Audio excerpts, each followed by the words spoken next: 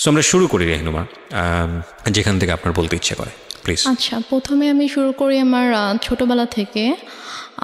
আমরা দু বোন, আর আমার বাবা অনেক ভালো একজন মানুষ ছিলেন, খুবই শান্তশিষ্ট, মানে কখনো কারোর সাথে উঁচু গলায় কথা বলেনি, আমাদেরকে কখনো গায়ে হাত তোলেনি, এবং সবার কাছে আমার আব্বু অনেক প্রিয় একজন মানুষ ছিল। তো আমরা দু বোনই আমার বাবার অনেক আদরের ছিলাম, স্পেশালি আমি। ছোটোবেলায় যখন আমার 2.5 বছর বয়স, তখন আমার বাবার অনেক বড় একটা অ্যাক্সিডেন্ট হয়।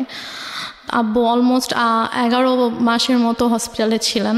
তখন থেকে আর কি আমাদের মোটামুটি আমাদের লাইফটা একটু চেঞ্জ হওয়া শুরু করে, যেহেতু আব্বু কাজ করতে পারতো না। তো দেখা যেত যে আমাদের মানে আমাদের গ্রামের বাড়িতে অনেক জমি জমা ছিল আর কি, তো সেখান থেকে আর কি আমাদের মেইন ইয়াগুলো আসতো, খরচ টরচ সব কিছু আসতো। তো প্লাস আমার আম্মু জব করতো। আব্বু অসুস্থ হওয়ার পর থেকেই মানে মোটামুটি বলা চলে যে আমার আম্মু একটু মানে বদলে যাওয়া শুরু করে। এটা কি বাবা অসুস্থ হয়ে যাওয়ার পরে ফার্স্ট টাইম আপনারা নোটিস করলেন? আপনার বড় বোনের সাথে আপনার বয়সের ডিফারেন্স কত? আমার আপুর সাথে আমার 6 বছরের পার্থক্য। তার মানে উনি হচ্ছেন রাইট নাও 30 এবং আপনি হচ্ছেন 24। ওকে, সো আপনি যখন 2.5 বছরের ছিলেন, আপনার বোন তখন বলা যেতে পারে 7 থেকে 8 বছর বয়স। 7 বছর এরকম। আচ্ছা, তো ওই সময় আপনার বাবা ফুললি হসপিটালাইজড? আব্বু ফুললি হসপিটালে। কি করতেন উনি, পেশায় কি ছিলেন? আব্বু অ্যাক্সিডেন্টের আগে ব্যাংকে জব করতেন। আচ্ছা, তো ওই সময় মা খারাপ আচরণ করা শুরু করলো? মানে আপুই বেসিক্যালি আমাকে পেলেছে আর কি ছোটবেলা থেকে আমাকে, কারণ আম্মু বেশিরভাগ সময় হয়তো জবের কারণে বাইরে থাকতো, আব্বু সিক ছিল, সব দায়িত্ব আম্মুকে নিতে হতো। ও, মাও তখন জব করতো? হ্যাঁ, আম্মু জব করতো। তো তখন থেকে আর কি আম্মু বাসায় আসলে দেখা যেত খুব অল্পতেই রেগে যেত, তারপর অনেক খারাপ ব্যবহার করতো। তো এগুলো নিয়ে আর কি আব্বুর সাথেও আম্মুর একটু ঝামেলা শুরু হয়ে যায় যে তুমি কেন বাচ্চাদের সাথে এরকম ব্যবহার করছো, এটা তো ঠিক করছো না তুমি। তো তখন থেকে আর কি বলা যায় যে আমাদের জীবনটা বদলে যাওয়া শুরু করে। আমরা অনেক হ্যাপি একটা ফ্যামিলি ছিলাম মোটামুটি। অ্যাক্সিডেন্টটা কিসের অ্যাক্সিডেন্ট হয়েছিল? অ্যাক্সিডেন্টটা হচ্ছে আব্বু গ্রামের বাড়িতে যাচ্ছিল, আমাদের বাসা থেকে গ্রামের বাড়িতে যাচ্ছিল। তো তখন আর কি একটা ট্রাক এসে টেম্পু টাইপের যে ইয়াগুলো থাকে না, গ্রামে একটা জায়গা থেকে একটা জায়গায় যায়, ওইরকম একটা গাড়িতে আব্বু ছিল আর কি। একটা ট্রাক এসে উপরে উঠিয়ে দেয়, গাড়ির যে স্টিয়ারিংটা থাকে, স্টিয়ারিংটা একদম আব্বুর পেটে ঢুকে যায়। ঢুকে মানে খুবই ডেঞ্জারাস অ্যাক্সিডেন্ট। আব্বুর শরীরে অনেক হাড্ডি ভেঙে যায়, তারপর হচ্ছে স্টিয়ারিং ঢুকে একদম আব্বুর পুরো পেট একদম মানে চিড়ে ফেরে যে সাইডে একটুখানি ঝুলে থাকে এমন অবস্থা, পেটের ভিতরে যা কিছু ছিল সব কিছু বের হয়ে যায়। মানে খুবই মানে ডেঞ্জারাস একটা অ্যাক্সিডেন্ট। আব্বুর বাঁচারই কথা না, রাইট? এখন আলহামদুলিল্লাহ আল্লাহ হায়াত দিয়েছিল জন্য আব্বু অ্যাক্সিডেন্টের পরে 14 বছরের মতো বেঁচে ছিল। বাট মানে যে অবস্থা ছিল আব্বু হাঁটতে পারতো না। আচ্ছা, আব্বুর 11 মাস পরে যখন আব্বুকে বাসায় নিয়ে আসা হলো, তখন আব্বু হাঁটতে পারতো না, আব্বু টোটালি হচ্ছে বিছানায় ছিল। তো আম্মু তখন আর কি আব্বুকে অনেক টেক কেয়ার করেছে। আব্বুকে হচ্ছে আমরা মানে যে ওয়াকার, বেবিরা যেরকম ওয়াকারে হাঁটে, আমরা ওরকম করে আব্বুকে নতুন করে আব্বুকে বসানো শিখাইতে হয়েছে, আব্বুকে দাঁড়ানো শিখাইতে হয়েছে, দেন ওয়াকারে করে আব্বুকে হাঁটাতে হয়েছে। তো তারপর যাই হোক অনেক বছর পার হলো, 2001-এ আমার বড় বোনের বিয়ে হয়ে যায়। আচ্ছা, আপুর খুব অল্প বয়সে বিয়ে হয়, তখন 14 বছর বয়স ছিল। তো মানে অনেক ভালো ছেলে পেয়েছিল, ওই জন্য হয়তো মানে বিয়ে দিয়ে দেয় আর কি। 14 বছর বয়সে? হ্যাঁ, যখন 14 বছর বয়স। তারপর 2001-এ বিয়ে হয়, তারপর 2005-এ আপু দেশের বাইরে চলে যায় হাজব্যান্ডের সঙ্গে। আপুর হাজব্যান্ড দেশের বাইরে থাকতো। তারপর 2005-এ দেশের বাইরে চলে যাওয়ার পরে আমরা হচ্ছে তখন তো আমি একা একদম, আব্বু আম্মু আমি। এর মাঝে তো অনেক মানে কি বলবো, নিজের মা সম্পর্কে আসলে এভাবে কথাগুলো বলতেও আমার খারাপ লাগছে, তারপর বলতে হয়। 2005-এ আপু চলে যাওয়ার পর থেকে আর কি আম্মুর মানে ব্যবহারগুলো আরো বেশি খারাপ হওয়া শুরু করে আমার সাথে, আব্বুর সাথে। বাবা কি তখন জব করছে নাকি একদম? বাবা বেসিক্যালি হচ্ছে যে অ্যাক্সিডেন্টের পরে বাবা জব করতো না, কারণ বাবা হাঁটা চলাই তো অনেক বছর করতে পারেনি।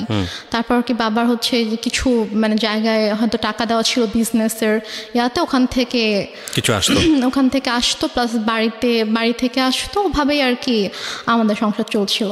তারপর 2006 সালে আপনারা তখন কোথায়? আপনারা কি তখন ঢাকাতে নাকি? না, আমরা তখন ঢাকাতে না, আমরা তখন আমাদের বাড়িতে। বাড়িতে গেলেন কবে?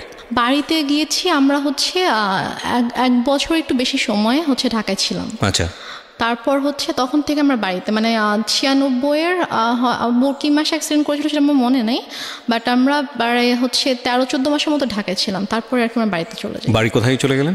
আমাদের বাড়ি হচ্ছে সিরাজগঞ্জ চলে গেলেন। আচ্ছা, তো সিরাজগঞ্জে মানে হচ্ছে আপনার বাবার বাড়িতে চলে গেলেন?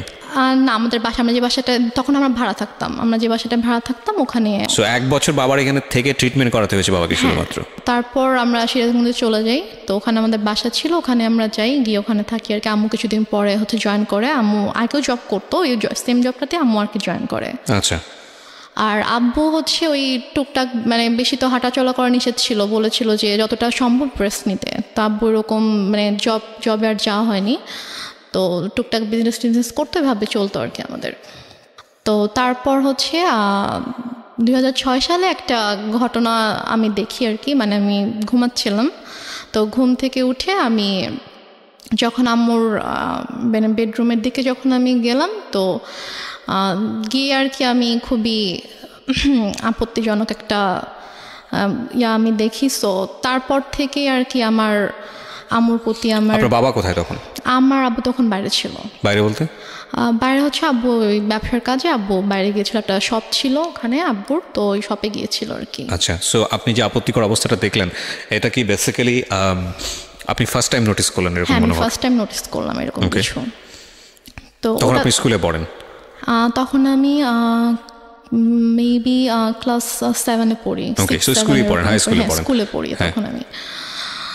তো তারপর ওটা দেখার পর থেকে আম্মু তো প্রচণ্ড ভয় পেতাম, মানে দেখা যেত যে আম্মু কিছু একটা বললে অথবা একটু জোরে কথা বললে আমি ভয় পেয়ে যেতাম, বুকের ভিতরে কাঁপুনি শুরু হয়ে যেত যে এখন কি হবে। তো তারপর ওই ঘটনাটার পর থেকে আমি জাস্ট রুমে ঢুকে যখন দেখেছি, সাথে সাথে আমি রুম থেকে বের হয়ে গিয়েছি আর কি, আমি আমার রুমে চলে গিয়েছি।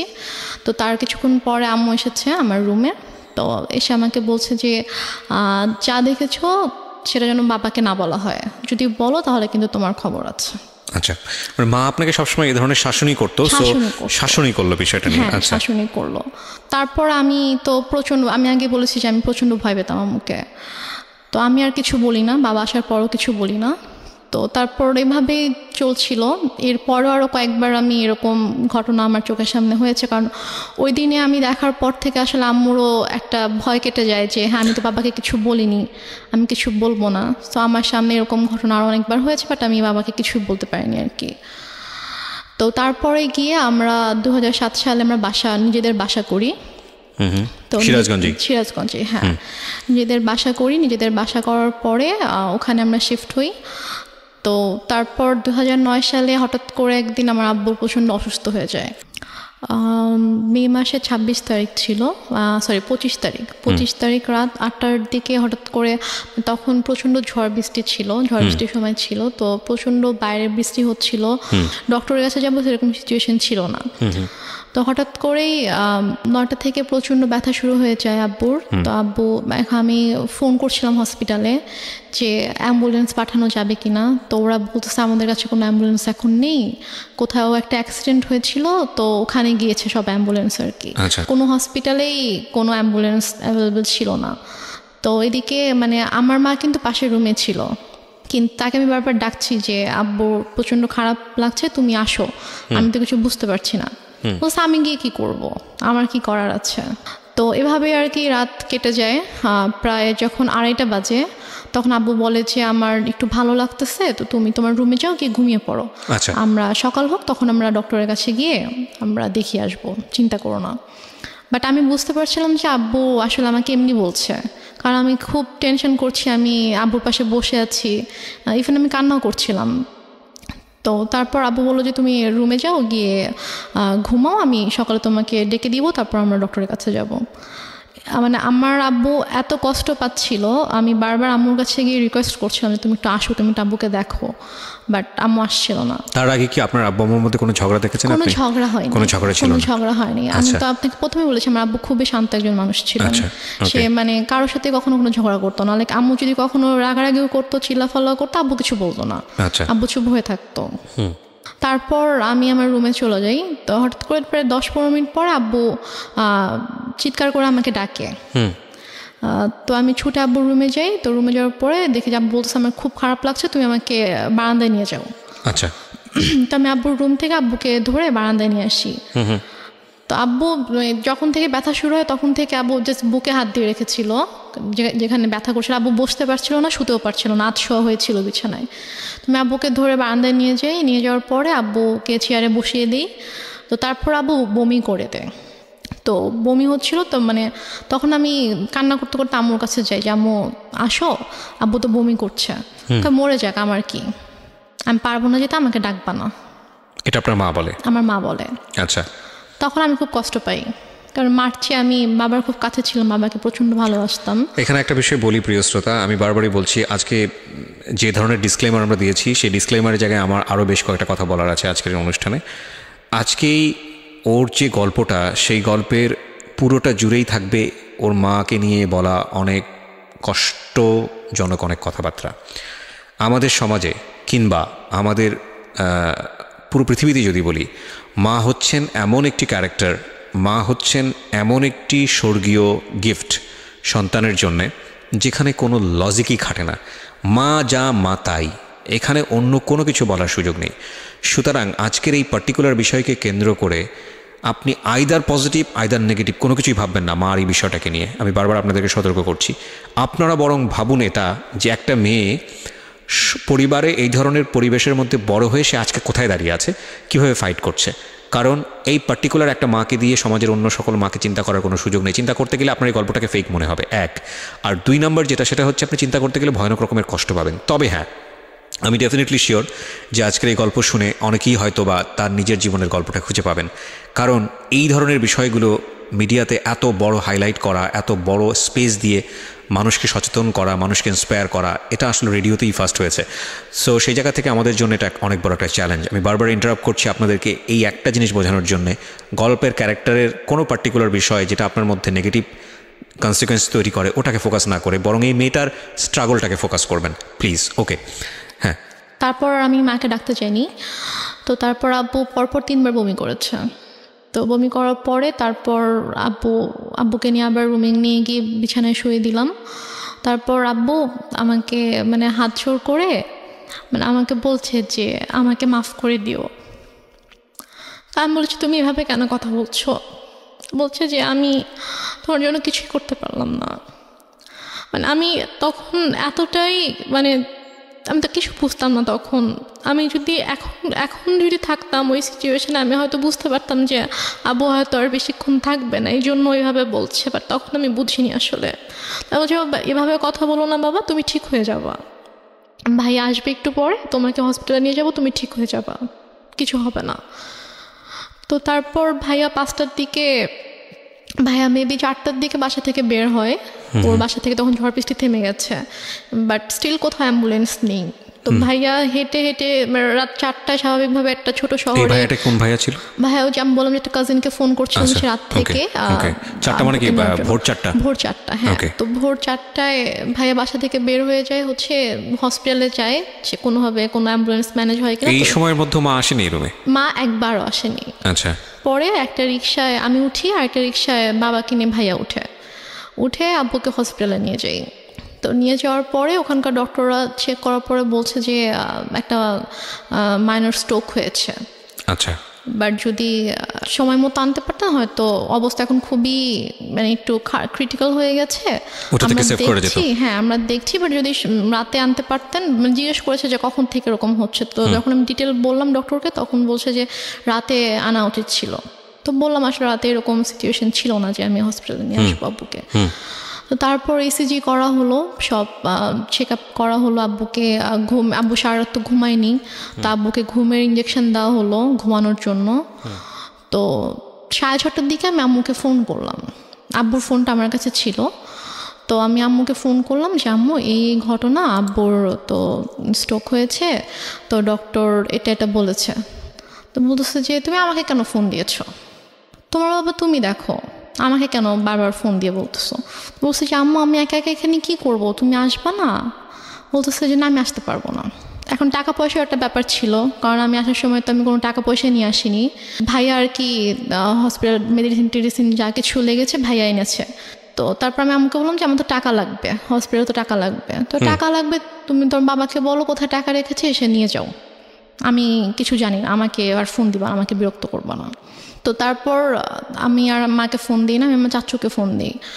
আমার ছোটো চাচু আমাদের বাসা থেকে 15 মিনিটের দূরত্বে থাকতো। তো চাচুকে ফোন দিয়ে বলি যে চাচু, আব্বু তো এরকম হসপিটালে, তো আপনি আসেন। সে বলে যে আমি মাত্র ঘুম থেকে উঠেছি, আমার অফিস আছে, আমি এখন আসতে পারবো। তো তারপরে আর কি ডক্টররা হচ্ছে আব্বুকে কেবিনে শিফট করলো। ফার্স্টে তো এমার্জেন্সিতে ছিল, তারপর কেবিনে শিফট করার পরে আমি আবার প্রায় মনে হয় 8টার দিকে আম্মুকে ফোন করি, তুমি কি একটু স্যুপ অথবা রুটি সবজি একটু বানাতে পারবা আব্বুর জন্য? বলে কেন, আমি কেন বানাবো, তোমার দরকার থাকলে তুমি সে পানি নিয়ে যাও। কোন ক্লাসে পড়েন তখন আপনি? আমি তখন ক্লাস 9-এ পড়ি। ক্লাস 9-এ, ওকে। তো কি মনে করে আম্মু আবার প্রায় আধা ঘন্টা পরে ফোন দিয়েছে, ফোন দিয়ে বলছে যে একটু পরে তো বুয়া আসবে, তো বুয়া আসলে আমি বুয়াকে দিয়ে নাস্তা বানিয়ে পাঠিয়ে দিব। তো বললাম আচ্ছা ঠিক আছে। বুয়া আসছে পরে, হয়তো বুয়াকে দিয়ে নাস্তা বানিয়ে আম্মু নিজে এসেছে 9:30-টার দিকে। এসে বলতেছে যে এই যে নাস্তা দিলাম, এখন আমি যাচ্ছি, আমাকে আর বিরক্ত করবা না, আমাকে আর ফোন দিবা না, কি কর তুমি করো, তোমার বাবার ড্রয়ারে টাকা আছে, ওখান থেকে নিয়ে তুমি খরচ করো, আমাকে বিরক্ত করো না তুমি। তারপর ডক্টর বললো যে আব্বুর মোটামুটি অবস্থা ভালো, মানে স্টিল কিন্তু স্যালাইন চলছে। তারপর বললো যে এখন মোটামুটি ভালো আছে। তো আরেকটা কথা বলে রেখে, হসপিটালটা ছিল হচ্ছে আমার চাচির ভাইয়ের আর কি। আচ্ছা। তো ওই আঙ্কেল এসে বললো যে সেই হিসেবে আব্বুর আর কি একটু এক্সট্রা কেয়ার হচ্ছিল। তো তারপর 8টার দিকে ডক্টর এসে বললো যে এখন মোটামুটি ঠিক আছে, কোনো রিস্ক নেই। তো উনি ঘুমানোর তো ইঞ্জেকশন দেওয়া হয়েছিল, তো উনি ঘুমালে উনি বেটার ফিল করবে, আপনারা ওনাকে বেশি বিরক্ত করেন না, এটা বলছে আর কি। তো বলার পরে তো আম্মু বললো যে ঠিক আছে, আমি তো সারাদিন ছিলাম, আমি এখন চলে যাই, তুমি থাকো। আমার সাথে আমার একটা ভাগিনা ছিল, মানে ও আর আমি সেম এজেরই ছিলাম। তো আমি আর ও হসপিটালে ছিলাম। তো আম্মু চলে গেল, যাওয়ার পরে আমাকে আম্মু বাসায় চলে যাওয়ার, হসপিটাল থেকে আমাদের বাসার দূরত্ব ছিল 5-6 মিনিট, রিক্সায় করে 5-6 মিনিট দূরত্ব ছিল। তো তারপর আম্মু বাসায় গিয়ে আমাকে ফোন দিয়েছে, ফোন দিয়ে বলছে তুমি বাসায় আসো, তুমি আমার যে ইয়াটা ছিল, নাম ছিল মধু, বলছে তুমি আর মধু বাসায় আসো। তো আমি বলছি বাসায় কেন যাবো, আব্বু তো একা থাকবে। তো বলছে যে সমস্যা নেই, তুমি আসো, তোমার বড় খালামণি যাচ্ছে। আচ্ছা। তো আমি বললাম যে বড় খালামণি কেন আসবে, বড় খালামণিকে দেখলে তো আব্বু রেগে যাবে। মানে আমার বড় খালামণির সাথে আব্বুর একটু সমস্যা ছিল। আচ্ছা। সমস্যা ছিল বলতে যে মানে বড় খালামণির মানে বিহেভিয়ারের জন্য আব্বু বড় খালামণিকে পছন্দ করতো, এটা অ্যাভয়েড করতো আর কি। আচ্ছা। তো বলো যে আব্বু যদি রেগে যায় তখন আব্বুর জন্য তো এটা মানে খারাপ হতে পারে। লাইক যে যাকে পছন্দ করে না, ঘুম থেকে অসুস্থ অবস্থায় যদি উঠে তাকে দেখে, তখন তো স্বাভাবিকভাবে তার খারাপ লাগবে। যে মানুষ তো চায় যে অসুস্থ থাকুক, তার প্রিয় মানুষগুলো তার পাশে থাকুক। জি।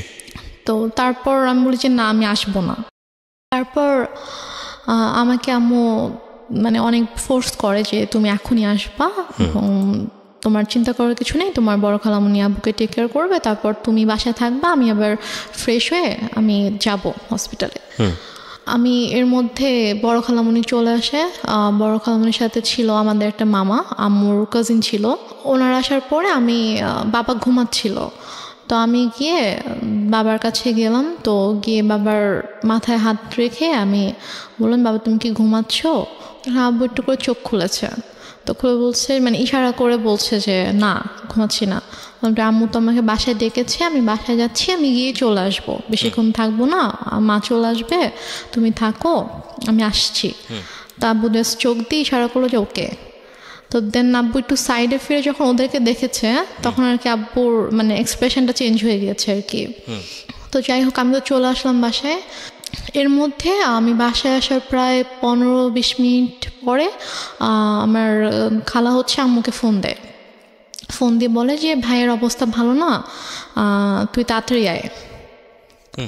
তা আমি শুনে বলতেছি যে আমি তো মাত্র দেখে আসলাম যে আব্বু চুপচাপ শুয়েছিল, আর ডক্টরও বলে গিয়েছে যে এখন ঠিক আছে, তো হঠাৎ করে কেন অসুস্থ হয়ে গেল? বলছে তো আমি জানি না, ঠিক আছে আমি গিয়ে দেখছি। তা আমি বললাম যে আমিও যাব, তোকে যেতে হবে না, তুই ফ্রেশ হয়ে খেয়ে দে তারপর আয়। ওকে। তো আমি অনেকবার রিকোয়েস্ট করলাম আম্মুকে যে আম্মু প্লিজ আমি যাই, আমি তোমার সঙ্গে যাই। বলছে না তুই যাবি না, তুই থাক, আমি যাচ্ছি। তো আম্মু চট করে রেডি হয়ে আম্মু গেল। তো আম্মু মেবি 3:30টার দিকে হসপিটালে গিয়েছে। তো যাওয়ার পরে আমি ফোন দিচ্ছি, ফোন ধরছে না। আমি ফোন দিচ্ছিলাম যে কি হয়েছে, এখন কি অবস্থা, আব্বু ঠিক আছে কি না।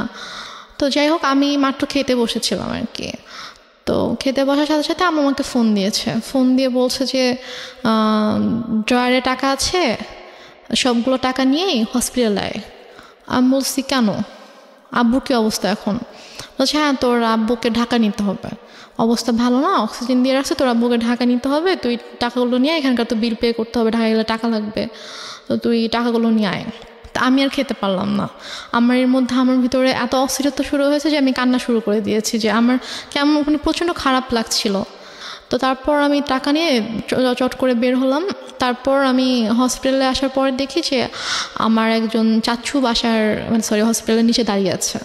আমি রিক্সা থেকে নামার সাথে সাথে চাচু আমার হাত ধরেছে, তো ধরে বলতেছে যে চল উপরে চল। আমি বললাম যে আব্বুর কী হয়েছে? তখন আমার খুব খারাপ লাগছিল, যে আমার মনে হচ্ছিল যে মেবি আব্বু নেই। তাই আমি বলছি সত্যি করে বল আব্বুর কী হয়েছে। তো আব্বুর কেবিন ছিল হচ্ছে 3 তলায়। তো দেন আমি গেলাম, তো চাচু পুরোটা সময় আমার হাত ধরে আছে। 3 তলাতে যাওয়ার পরে দেখি যে আব্বুর কেবিনের দরজাটা খোলা, দরজার সামনে অনেক মানুষ। তো আমি গিয়ে চিল্লানো শুরু করছি যে হার্ট অ্যাটাক করেছে হার্ট পেশেন্টের রুমের সামনে, দরজা কেন খোলা থাকবে, এত মানুষ কেন এখানে হইচই করছে, আপনার সরেন এখান থেকে, আমার আব্বুর ডিস্টার্ব হবে।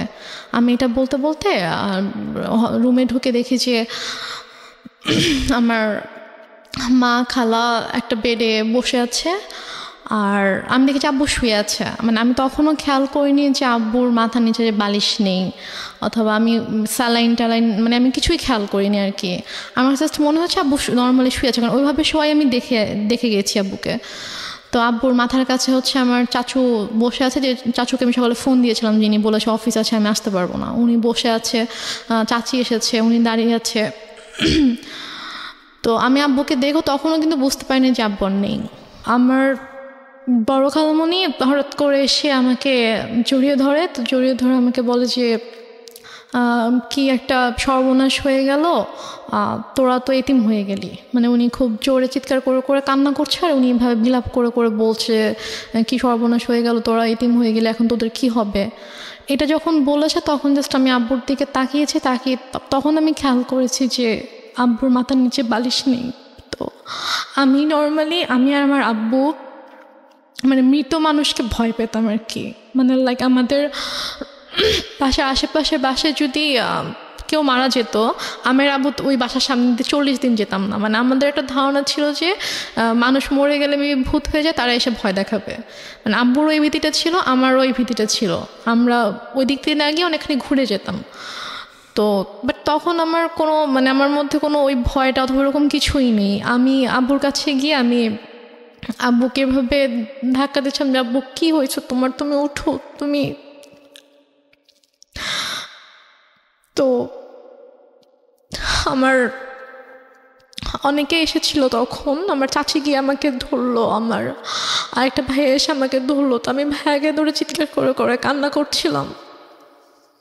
বাট আমার আম্মুর একটু কান্না করেনি। আমার আম্মু চুপ হয়ে বসে আমাকে বলতেছে যে এভাবে কান্না করার কি আছে। Are you sure? আমাকে বলতেছে, আমি যখন আমাকে বসাই দিছে আম্মুর পাশে, আমাকে বসাই দিছে আমার ভাইয়া, তো বলতেছে যে এভাবে কান্না করতেছো কেন, এভাবে কান্না করার কি আছে, টাকা আনছো টাকা দাও। আমি জাস্ট অবাক হয়ে তাকিয়েছিলাম যে সামনের বেডে আব্বু এভাবে পড়ে আছে, আর সে আমার সাথে এভাবে কথা বলছে। তারপর আমি অনেকক্ষণ চুপ করে বসেছিলাম। তারপর আমার সাথে ব্যাগ ছিল, নিজেই আম্মু ব্যাগটা নিল, নিয়ে যে ভাইয়াটা সকালে আব্বুকে হসপিটালে নিয়ে আসছে ওকে বললো যে যা গিয়ে বিল পে করে হসপিটালে ঝামেলা শেষ করে একটা অ্যাম্বুলেন্স ঠিক কর, নিয়ে যেতে হবে।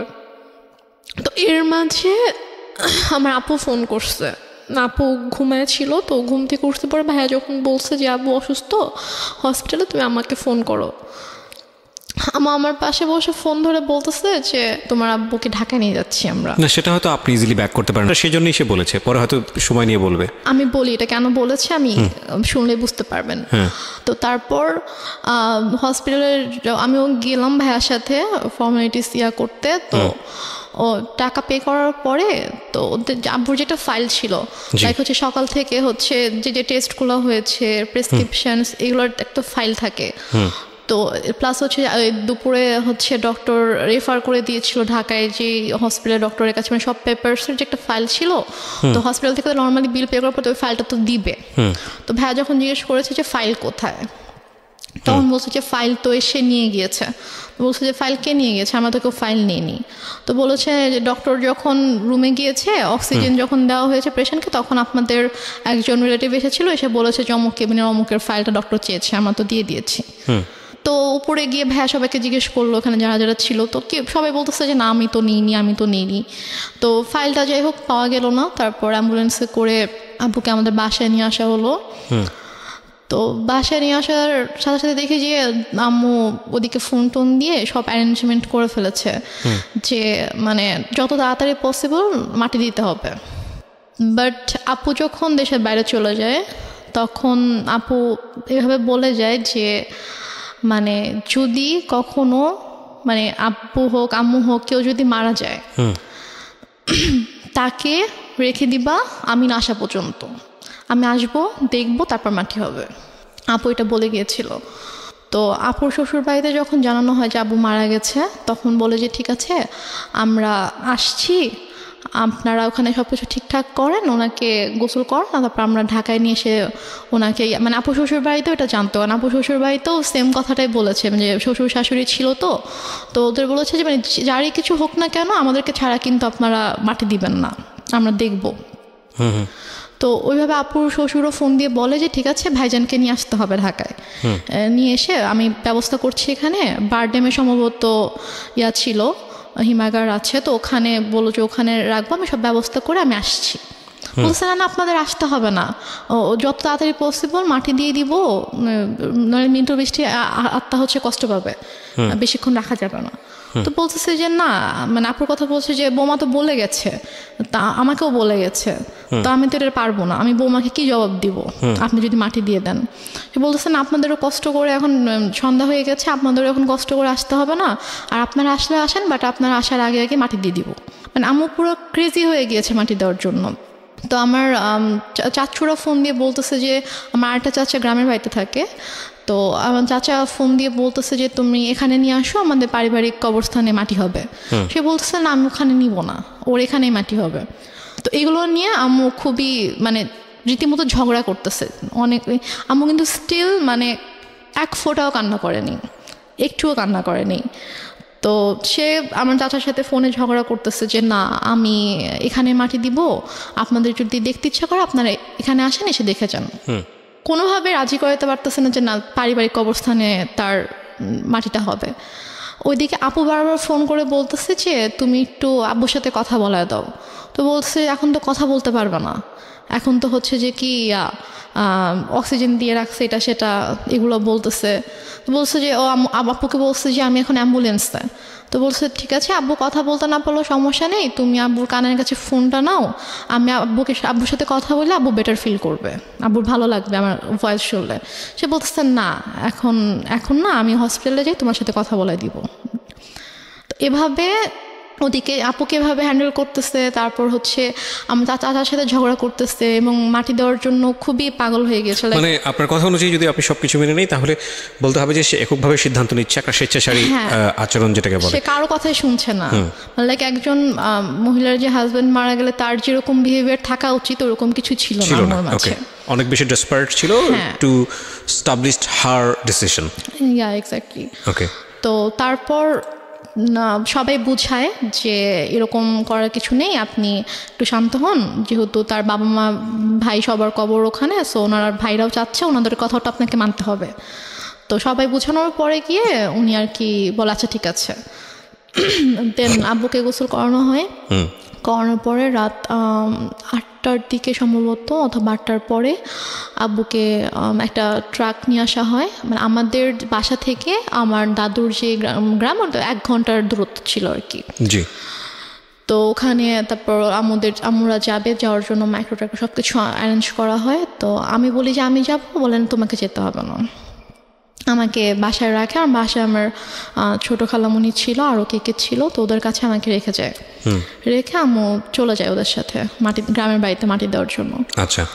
মাটি দিয়ে রাতের 12:30 পৌনে 1টার দিকে চলে আসে, সবাই আবার ব্যাক করে আর কি।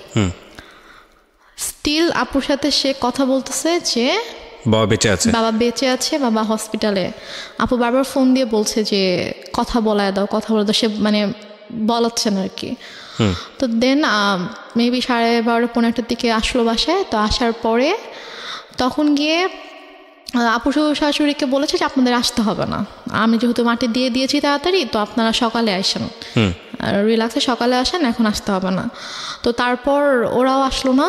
তো তারপর আপুকে আমাদের সময় সকাল 5:30টার দিকে আপুকে ফোন দিয়েছে, ভাইয়াকে ফোন দিয়ে তো আপু কলেজে ছিল, ভাইয়াকেও কিন্তু জানায়নি। তো 5:30টার দিকে ভাইয়াকে ফোন দিয়ে বলছে যে তোমার আব্বা তো মারা গেছে। তো বলছে যে মানে কি, আপনি তো একটু আগেও বলছেন, মানে রাতের বেলাও যখন কথা হয়েছে তখনও তো আপনি বলছেন যে আব্বা ঢাকায় হসপিটালে, এখন মারা গেছে, মানে আপনি কি বলতেছেন এগুলা? ভাইয়া বিশ্বাস করতে পারতেছে না। তো বলতেছে যে হ্যাঁ এরকম মারা গেছে, মাটি দিয়ে আসছি, ডিটেল বললো আর কি।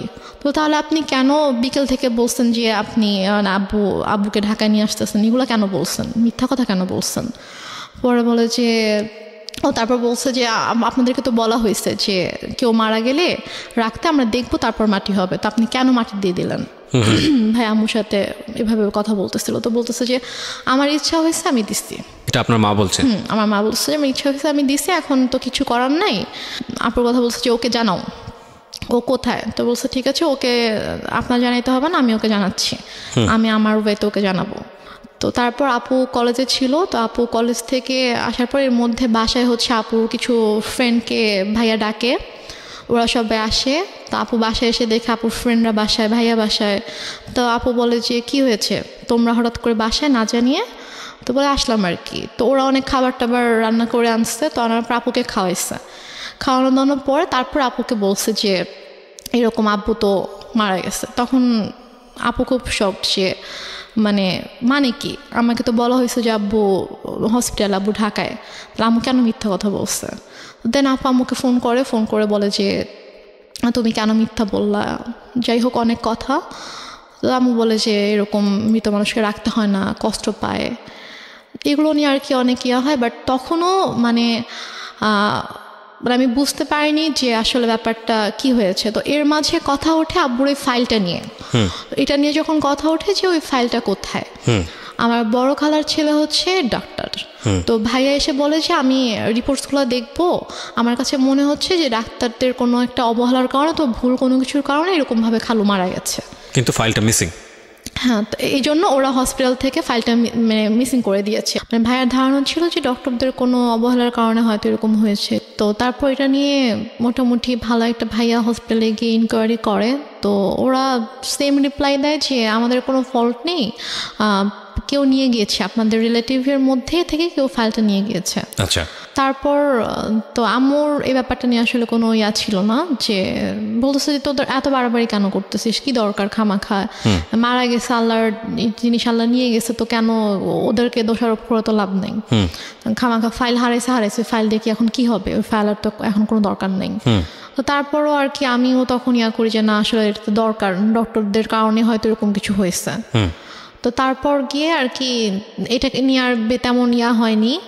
তো হসপিটালে ওরা বলেছিল যে আপনাদের ওই দিন যেসব রিলেটিভরা ছিল সবাইকে যদি আমাদের সামনে আনতে পারেন, রিসিপশনের যিনি ছিল উনি বলেছে যে তাহলে আমি চিনে ফেলবো। আচ্ছা, কে ছিল? উনি বলেছে যে আমি জিজ্ঞেস করেছিলাম যে কে ছিল, ছেলে ছিল নাকি মেয়ে ছিল? তো উনি বলছে মহিলা ছিল। আচ্ছা। তো উনি এসে বললো যে অমুক কেবিনের অমুক পেশেন্টের হচ্ছে আমি রিলেটিভ, তো ডক্টর ফাইলটা চেয়েছে, ফাইলটা দেন তাড়াতাড়ি। তো ফাইলটা পরে নিয়ে গিয়েছে। তো যাই হোক, তো তারপর এটা নিয়ে আর কোনো হয়নি। আম্মুকে যখন বললাম যে চলো তাহলে আমরা সবাইকে নিয়ে যাই ওখানে যেদিন ছিল, বলছে যে না, আমরাই তো ছিলাম, আমরা তো কেউ যাই নাই। তার মধ্যে যেতে সমস্যা কোথায়, চলো। আম্মু বলছেন আমি যাব না। এটা নিয়ে এক পর্যায়ে আমার সাথে অনেক বড় সিন ক্রিয়েট হয়েছে, অনেক কথা কাটাকাটি হয়েছে। ভাইয়াও বলেছে যে খালা চলো, কি সমস্যা? তো সে বলছে আমি যাব না। তো ওই হসপিটালে মূলত ছিল যে আমাদের ফ্যামিলি ডক্টর যেটা থাকে, তো ডক্টর এখানকার ছিল, আমাদের কিছু হইলে আমরা ওই হসপিটালতে যেতাম আর কি। তো তারপর থেকে আমার ওই হসপিটালে যায় না। আচ্ছা, মানে কোনো প্রবলেম হলে আর ওই হসপিটালে যায় না, সে ডক্টর চেঞ্জ করে ফেলছে, হসপিটাল চেঞ্জ করে ফেলছে। তো তারপর যাই হোক, এটা নিয়ে আর কোনো কথা কাটাকাটি হয়নি, কিছু হয়নি, শেষ হয়ে গেল ব্যাপারটা। তো তারপর থেকে আব্বু মারা গেল হচ্ছে মে মাসে। সেপ্টেম্বর মাস থেকে হঠাৎ করে আম্মুর কি হলো, সে আমাকে বলছে যে তোমাকে বিয়ে দিয়ে দিব। আমি তো বিয়ে করব না, আমি তো মানে ছোট আছে, আমি তখন 9-এ পড়ি। তো আমি বলেছি আমি তো বিয়ে করব না। তো বলেছে যে না, তোমাকে বিয়ে করতে হবে। আমি বলেছি যে কেন? তোমার দায়িত্ব আমি নিতে পারতেছি না। একটু একটা মিনিট, মানে টু বি অনেস্ট, যে জিনিসটা আমার জানার আছে সেটা হচ্ছে যে আপনি তো মোটামুটি গল্পের যেই গ্রাফটা মেনটেন করছেন তাতে বোঝাই যাচ্ছে যে আপনার সঙ্গে আপনার মায়ের একটা সম্পর্ক, এই সম্পর্কটা স্বাভাবিক সম্পর্ক ছিল না, এটা একটা বৈরী সম্পর্ক। এবং আপনার বোন চলে গেল কানাডাতে, আপনারা 2 বোন, বাবা তো মারাই গেল, এবং ইন দ্য মিন টাইম আপনারা সিরাজগঞ্জে বাড়ি করেছেন। তার মানে ওই বাড়ি বলতে আপনারা কয়টা, আপনার পুরো একটা ফ্ল্যাটে আপনি এবং আপনার মা, এবং আপনি তখন ক্লাস 9-এ পড়ছেন। 2-3টা বিষয় এখানে নোট করার মতো প্রিয় শ্রোতা। একটা হচ্ছে যে ওর মার বয়সও কিন্তু তখন অনেক অল্প বয়স, 1। 2 নম্বর হচ্ছে যে মা সাথে সন্তানের সম্পর্কটা স্বাভাবিক না, এবং শুধু ওর সাথে না, ওর কথা অনুযায়ী ওর বড় বোনের সঙ্গে স্বাভাবিক না। এবং ও যে বিষয়গুলো দেখেছে সেটার পরে ওর সাথে ওর মার একটা সম্পর্কে ভীষণ রকম দূরত্ব তৈরি হয়েছে মানসিকভাবে, সেটাই স্বাভাবিক। অ্যান্ড সবচেয়ে বড় ইম্পর্টেন্ট যে বিষয়টা সেটা হলো যে ও ক্লাস 9-এ পড়ে, তার মানে হচ্ছে তখন ওর বয়ঃসন্ধিকাল চলছে। সো বয়ঃসন্ধিকালটা হচ্ছে কোনো ছেলে এবং কোনো মেয়ের জন্য সবচেয়ে ডেঞ্জারাস টাইম। ওই সময়টাতে রাতারাতি দেখবেন একটা ছেলে এবং একটা মেয়ের মধ্যে বেশ কিছু জিনিসের পরিবর্তন আসে, শারীরিক পরিবর্তনের পাশাপাশি ভয়ঙ্করভাবে মানসিক পরিবর্তন আসে। এবং এই জন্যই দেখবেন যে ক্লাস 7-8-এ চলে গেলে হঠাৎ করে ছেলেরা কিংবা মেয়েরা ধাম করে বড় হয়ে যায়। এই যে ব্যাপারটা, এই স্টেজটা কিন্তু খুব মারাত্মক, এবং এটাকে খুব সফটলি ডিল করা উচিত। এই ডিল করার জায়গাটাতে মা কিংবা বাবা মা বা কাছের বন্ধুদেরকে অনেক বড় একটা ভূমিকা পালন করতে হয়। তো সেই জায়গাটিতে এই মেয়েটিরও এক ধরনের রাফ আচরণ হলেও হতে পারে, যেটা মায়ের সঙ্গে আমি ঠিক জানি না। আমি কোশ্চেনটা করতে চাই, একটা যেটা হচ্ছে যে আপনার বড় বোনের খুব অল্প বয়সে বিয়ে হয়েছিল যেটা আপনি বলছিলেন, তো সে কারণে কি ফ্যামিলি ট্র্যাডিশন এটা ছিল যে ঠিক আছে আপনাকেও বিয়ে দিয়ে দিক, নির্ঝঞ্ঝাট? বরং উল্টো তো হওয়া উচিত, কারণ যেহেতু আপনাকে বিয়ে দিলে আপনার মা একা হয়ে যাবে একদম। সো আপনাকে বরং বিয়ে একটু বয়স হলেই দেওয়াটা স্বাভাবিক। আমি বরং যেটা দেখতে পাচ্ছি যে উল্টো ছিল। তার মানে আপনার আচরণ কি এমন ছিল আপনার মায়ের প্রতি যে আপনার মা আপনাকে সহ্য করতে পারছে না? এরকম কিছু ছিল না, কারণ আমি প্রথম থেকে বলে আসছি যে আম্মুকে দেখে প্রচন্ড ভয় পেতাম। ধর আম্মু কোনো কিছু নিয়ে যদি কোনো কিছু বলতো একদম মানে চুপ হয়ে যেতাম। কখনো যে তর্ক করা অথবা ওইভাবে ঝগড়া করা এরকম কিছু, অথবা উল্টে পাল্টা কোনো জবাব দেওয়া, এরকম কখনোই কিছু ছিল না। ওই কয়েকটা মাস আমার মানে এমন কেটেছে যে আব্বুর জন্য, আব্বুকে এত বেশি মিস করতাম এবং ওই রাতটার কথা মনে পড়ে। এই যে ফিলিংসটা নিয়ে যদি আরেকটা মানুষ আপনার পাশে দাঁড়াতো তাহলে মনে হতো যে না, এই মানুষটা আমার কাছের মানুষ, যেটা আপনার মার কাছ থেকে আসার কথা ছিল। আপনার কথা অনুযায়ী আপনার মা ওই সময়টাতে খুবই স্বাভাবিক ছিলেন, তার মানে ওইটা আপনার কাছে আরো বেশি কষ্টদায়ক মনে হচ্ছিল। বলুন তারপর। যারা এসেছে তারাই কিন্তু আমাকে সান্ত্বনা দিয়েছে, বাট আমার মার থেকে আমি কোনো সান্ত্বনা পাইনি। তো আমি আসলে অনেক বেশি মানে একা হয়ে গিয়েছিলাম। তো সেই একাকিত্ব থেকে আমি আর কি ঘুমাতাম না। তো যাই হোক, তো সেপ্টেম্বরের দিকে হঠাৎ করে আম্মু একদিন আমাকে বলে যে দেখো আমার অনেক ঝামেলা হচ্ছে। ব্যাপারটা এরকম না যে আম্মু আমার দায়িত্ব নিতে পারছে না, যে আমার জন্য আম্মুর খরচ হচ্ছে, আমার খরচ কিন্তু আপুই পাঠাতো। তো সে আমাকে বলছে যে না, আমি তোমাকে রাখতে পারবো না, আমি তোমার দায়িত্ব নিতে পারছি না, তোমাকে বিয়ে দিয়ে দিব। তা আমি বলি ঠিক আছে, আমি আপুর সাথে কথা বলতে চাই, তোমার যদি খুব বেশি সমস্যা হয় তাহলে আমি আপুকে বলি, আপু আমাকে হোস্টেলে পাঠিয়ে দিক। আচ্ছা। তো বলেছে না, আপুকে বলা যাবে না। তো এটা নিয়ে অনেক আম্মুর সাথে মোটামুটি একটু চলছিল যে আম্মু অনেকভাবে অনেককে দিয়ে বুঝাচ্ছিল আমাকে, লাইক আমার ফ্রেন্ডের আম্মুকে নিয়ে এসে। আপনার মধ্যে এমন কোনো আচরণ কি ছিল যেটা মা নোটিস করেছে যে বিয়ে দিয়ে দিলেই আমি সেফ জোনে চলে যাই? আমার মধ্যে আচরণ বলতে আমি তো বাসা থেকে লাইক বের কোনো হতাম না। মেল ফ্রেন্ডের সঙ্গে না। টাইম পাস করা, যেহেতু বাবা নাই সো ডেসপারেটলি মাকে অ্যাভয়েড করে অন্য কোনো দিকে যাওয়া? না না, আমার ওরকম কোনো মেল ফ্রেন্ড ছিল না যাদের সাথে হয়তো আমি বাইরে, আমি গার্লস স্কুলে পড়তাম, তো আচ্ছা। আমার ওরকম মেল কোনো ফ্রেন্ড ছিল না। ওকে। তো আমার যা ফ্রেন্ড ছিল, আমার যে বেস্ট ফ্রেন্ড ছিল ও আমাদের বাসারই ছিল আর কি। ওকে। ও আরেকটা কথা বলি যে আমরা যে এলাকাটায় বাসা করেছিলাম ওইখানে আমার জন্ম হয়, মানে আমার যখন জন্ম হয় তখন আমরা ওই এলাকাতেই থাকতাম, বাট ভাড়া থাকতাম। তো পরবর্তীতে গিয়ে আমরা ওখানে বাসা করেছিলাম। জি। তো আমার যে ছোটবেলার বন্ধুগুলো ছিল তো ওরা ওখানকারই ছিল, তো সেই হিসাবে জাস্ট ওদের আম্মুকে নিয়ে এসে আম্মু আমাকে বোঝাচ্ছিল যে বিভিন্নভাবে মোটিভেট করার চেষ্টা হ্যাঁ, করছিল। motivate করার ওকে। চেষ্টা করছিল। তো এর মাঝে যেটা হয় যে অক্টোবর মাসে আমার দুসম্পর্ক আত্মীয় হঠাৎ করে আম্মু বলে যে ওরা আসবে। আম্মু অনেক আয়োজন করতেছিল, বাজার টাজার করছে, রান্না করতেছে, তারপর আন্টি আসছে, মানে আমার বান্ধবীর মা আসছে, বোন আসছে। তো বাসার মধ্যে একটা উৎসবের মতো একটা ব্যাপার যে অনেক রান্না বান্না হচ্ছে, সব গুছাচ্ছে। তো আমি তখনও বুঝতে পারিনি যে গেস্টগুলো কারা অথবা কেন আসছে, মানে আপনাকে দেখতে আসছিল। Okay. এক্স্যাক্টলি। তো তারপর তারা আসলো, আসার পরে আমাকে তাদের সামনে, আমি তো যাবই না, কোনোভাবেই যাব না, আমাকে জোর করে নিয়ে গেল। তো নিয়ে যাওয়ার পরে তো আমি গিয়ে যখন দেখলাম যে কে ছেলে, কারণ আমি হচ্ছে আমাদের বললাম যে দুসম্পর্ক আত্মীয় ছিল, তো আমি ছেলের বড় ভাইকে চিনতাম, আমাকে মামা বলে রাখতাম। জি। তো তারই ভাই, সে সিঙ্গাপুরে থাকতো এবং সে অনেক টাকা পয়সার মালিক ছিল। এবং ছেলেটা মানে মানুষের সবাই আল্লাহর সৃষ্টি, কারো চেহারা নিয়ে আমি খারাপ কথা বলতে চাই না, তো বলতেও হয় না। তারপর আমি জাস্ট বলছি যে ছেলেটা অনেকটা লম্বা ছিল, লাইক সে দেখতে এক কথায় যে সে জাস্ট নিগ্রোদের মতো ছিল, নিগ্রোদের যেরকম অনেক কালো হয়, যে ওরা দেখতে যেরকম হয় এক্স্যাক্টলি দেখতে ওরকম ছিল অনেকটা। তা আমি জাস্ট গেলাম, যাওয়ার পরে আমি যখন দেখলাম, তো দেখে আমি সাথে সাথে তা আমি রুম থেকে চলে আসছি। ওকে। তারপর আম্মু আমার রুমে আসলো যে তুমি এরকম বেয়াদবের মতো উঠে কেন চলে আসলা। আমি বললাম যে আমি ওখানে কেন থাকবো, তুমি তো আমাকে জোর করে নিয়ে গিয়েছো, আর তুমি ছেলের অবস্থা দেখছো কিরকম। তো পরে বলতে বিষয়টা কিরকম, ছেলেটাকে পছন্দ হলে আপনি বিয়ে করে ফেলতেন? না, পছন্দ হলে যে বিয়ে করতাম সেটা না, আমি বলছি যে তোমার কি মানে এতটুকু মানে নেই যে তুমি এরকম একটা ছেলের সাথে আমাকে বিয়ে দেওয়ার জন্য নিয়ে আসছো, মানে তোমার রুচিবোধে কিভাবে এটা করলো যে তুমি এরকম একটা ছেলের সাথে আমাকে বিয়ে দিবা, এরকম একটা ছেলের সাথে তুমি আমাকে বিয়ে দিতে চাও। আচ্ছা। এই জন্য আর কি, ছেলেকে পছন্দ হলে যে আমি বিয়ে করতাম ব্যাপারটা এরকম না, কারণ বিয়ের কোনো চিন্তা ভাবনা আমার মাথায় ছিলই না। তো তারপর তো আমি ওখানে আর গেলাম না, ওদের সামনে আর গেলাম না, অনেক ফোর্স করলো। দেন ওরা বিকেলে চলে গেল। তো যাওয়ার পরে আমাকে ওই আমার আন্টি তারপর আম্মু সবাই মিলে বুঝাচ্ছে যে সোনার চামচ হচ্ছে বাঁকা হলেও ভালো, ছেলে না হয় দেখতে একটু খারাপ, বাট স্টাবলিশড একটা ছেলে, সিঙ্গাপুরে অনেক কিছু করেছে, তার অনেক টাকা পয়সা, তো সমস্যা কি। ওকে। ছেলে বয়স অনেক বেশি ছিল, 40 আপ ছিল। আপনি তখন ক্লাস 9-এ পড়েন? আমি তখন ক্লাস 9-এ পড়ি, মানে 14 থেকে 15 বছর বয়স সর্বোচ্চ। তো তারপর গিয়ে যাই হোক, এটা নিয়ে আমি বললাম যে আমি কোনোভাবেই বিয়ে করব না, আমাকে আপুর সাথে কথা বলতে দাও, আমি এখান থেকে চলে যাবো, আমি তোমার কাছে থাকবো না, কিন্তু আমি বিয়ে করবো না। আচ্ছা। বাট আম্মু কোনোভাবে আপুর সাথে আমাকে কথা বলতে দিচ্ছে না। তখন থেকে আম্মুর সাথে আমার একটু মানে আরো বেশি আর কি দূরত্ব সৃষ্টি হয়ে যায়, একটু ঝামেলা হতে থাকে যে কেন বিয়ে করবি না, বিয়ে নিয়ে আম্মু খুবই আর কি ফোর্স শুরু করে। তো এক পর্যায়ে যেটা হয় যে একদিন আম্মু মানে হাত কেটে ফেলে আর কি, মানে ছুরি দিয়ে হাত কেটে ফেলে, মানে বিয়ের ব্যাপারটা নিয়ে জিদ করে। হ্যাঁ, যে বিয়ে করবি না, এটা নিয়ে সিঙ্গেট করে, কেউ যদি বিয়ে না করিস আমি সুইসাইড করবো, আমি মারা যাবো। আচ্ছা। তা আম্মু হাত কেটে ফেলে। তো ওই দিন আর কি আমি খুব ভয় পেয়ে যাই, ভয় পেয়ে বলে আচ্ছা ঠিক আছে আমি বিয়ে করব।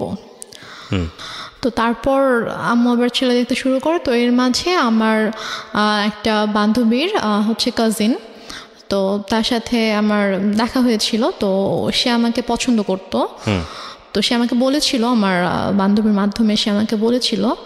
তো বাট আমি ওরকম কিছুতে যাইনি। তো সে শুনতে পায় আমার বান্ধবীর কাছ থেকে যে আমার বিয়ে নিয়ে কথা হচ্ছে। তো সে আর কি আমার বাসায় প্রপোজাল পাঠায়, আমার কাছে প্রপোজাল নিয়ে আসে তার ফ্যামিলির মাধ্যমে। তো তারপর আমি বলে যে এই ছেলেকে বিয়ে করবি, এই ছেলেকে বিয়ে কর, সব কিছু তো ঠিকঠাক আছে, ছেলে দেখতে শুনতেও ভালো আছে, সব কিছুই ঠিক আছে, এই ছেলেকে বিয়ে কর, এটা নিয়ে ঝামেলা করিস না। আমি বলি আচ্ছা ঠিক আছে। তারপর ওই ছেলেটার সাথে আমার 2009 সালের নভেম্বর মাসে বিয়ে হয়।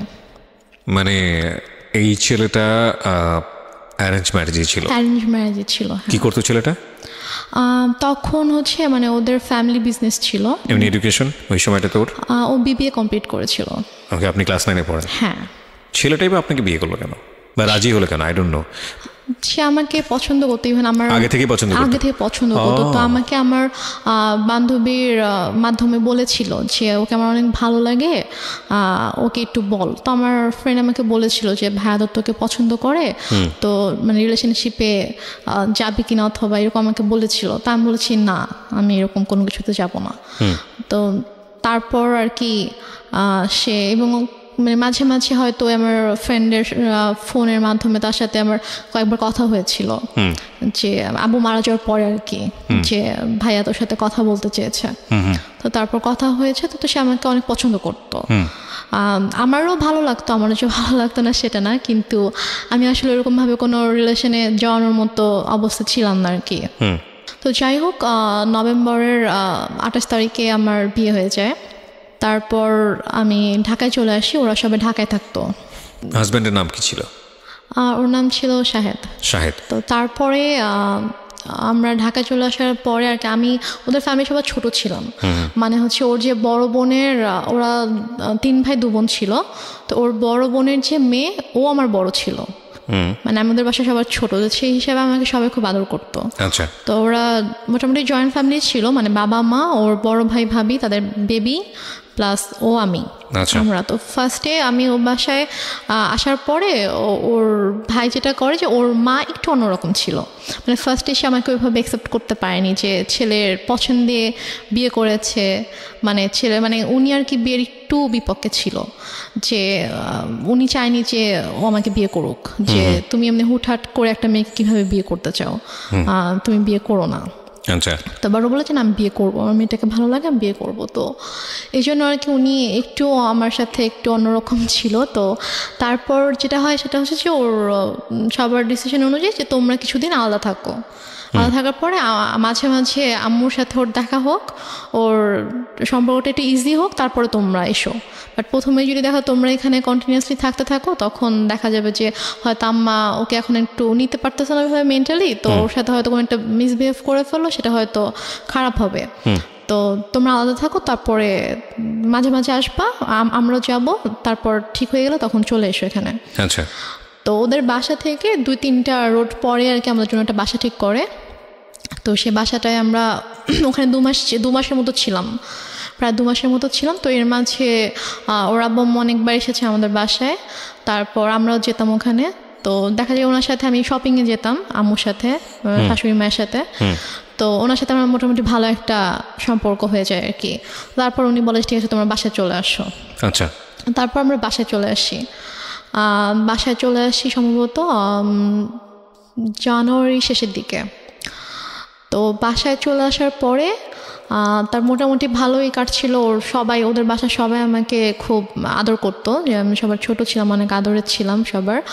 তারপর এর মাঝে যেটা হয় সেটা হচ্ছে যে আম্মু হঠাৎ করে প্রবলেম ক্রিয়েট করতে থাকে। আমার আম্মু প্রবলেম ক্রিয়েট করতে থাকে বলতে যে আমাকে ফোন করতো অথবা আমার হাজব্যান্ডকে ফোন করতো, ফোন করে হয়তো চিল্লাফাল্লা করতেছে, আসো তুমি, আসতেছো না কেন, আমাকে বারবার ডাকতো। তো আমি ঠিক আছে আমি তো আসবো, সমস্যা নেই আমরা আসবো। তো আমরা এর মাঝে গিয়ে একবার ঘুরেও এসেছিলাম। তো সিরাজগঞ্জ থেকে ঘুরে এসেছিলাম। তো তারপরে সে হঠাৎ করে একদিন বলতেছে যে তুমি একবারে চলে আসো। বলছে আমি একবারে কেন চলে আসবো? বলতেছে যে না, এই ছেলের সাথে তোমার থাকতে হবে না। আমি বলছি যে মানে কি, আমি এই ছেলের সাথে কেন থাকবো না, কি হয়েছে?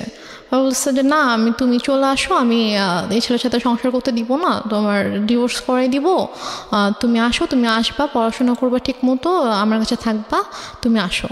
মানে হঠাৎ করে ধরনের কথা কেন? হঠাৎ করে। তা আমি তখন বললাম যে আম্মু তুমি নিজেই তো আমাকে বিয়ে দিয়েছো, তুমি নিজেই তো রাখতে চাওনি আমাকে, তাহলে এখন যেহেতু আমার একজনের সাথে বিয়ে হয়েছে, আমি এখানে সাথে একটা ফ্যামিলির সাথে আমি অ্যাড হয়েছি, এবং তার সাথে আমার ধীরে ধীরে এরকম ভালো একটা বন্ডিং তৈরি হয়ে গিয়েছে, ওর ফ্যামিলি সবার সাথে আমার একটা ভালো বন্ডিং তৈরি হয়ে গেছে, এখন তো তুমি এটা বলতে পারো না। তো সে আমাকে নানাভাবে ফোর্স করতে থাকে। তো সে এর মাঝে সে যেটা করে, সে সিরাজগঞ্জ থেকে ঢাকায় আসে। তো ঢাকায় এসে সে আমার শ্বশুরবাড়িতে অনেক মানে হাঙ্গামা ক্রিয়েট করে ফেলে। লাইক সে এসে চিল্লি করতেছে যে আমার মেয়েকে আমি নিয়ে যাব, তোমরা কেন আটকায় রাখছো, তোমরা আমার মেয়ের ব্রেন ওয়াশ করছো, আমার মেয়েকে নিয়ে যেতে দাও, আমার ছোটো মেয়ে বাচ্চা মেয়ে, আমি ওকে তোমাদের কাছে রাখবো না, এগুলো বলতে থাকে। আমি তো যাব না, আমাকে অনেক ফোর্স করতে থাকে তুই চল, আমার হাত ধরে টেনে বাসা থেকেও বের করে নিয়ে যায়, মানে দরজা খুলে আমাকে বাইরেও বের করে নিয়ে যায় যে তুই চল, তোকে আমি এখানে থাকতে দিব না। তারপর গিয়ে আমার শাশুড়ি, তারপর আমার যা, ওরা গিয়ে আর কি আমাকে নিয়ে আসে যে আন্টি এরকম করেন না, আর বসেন শান্তভাবে আমরা কথা বলি।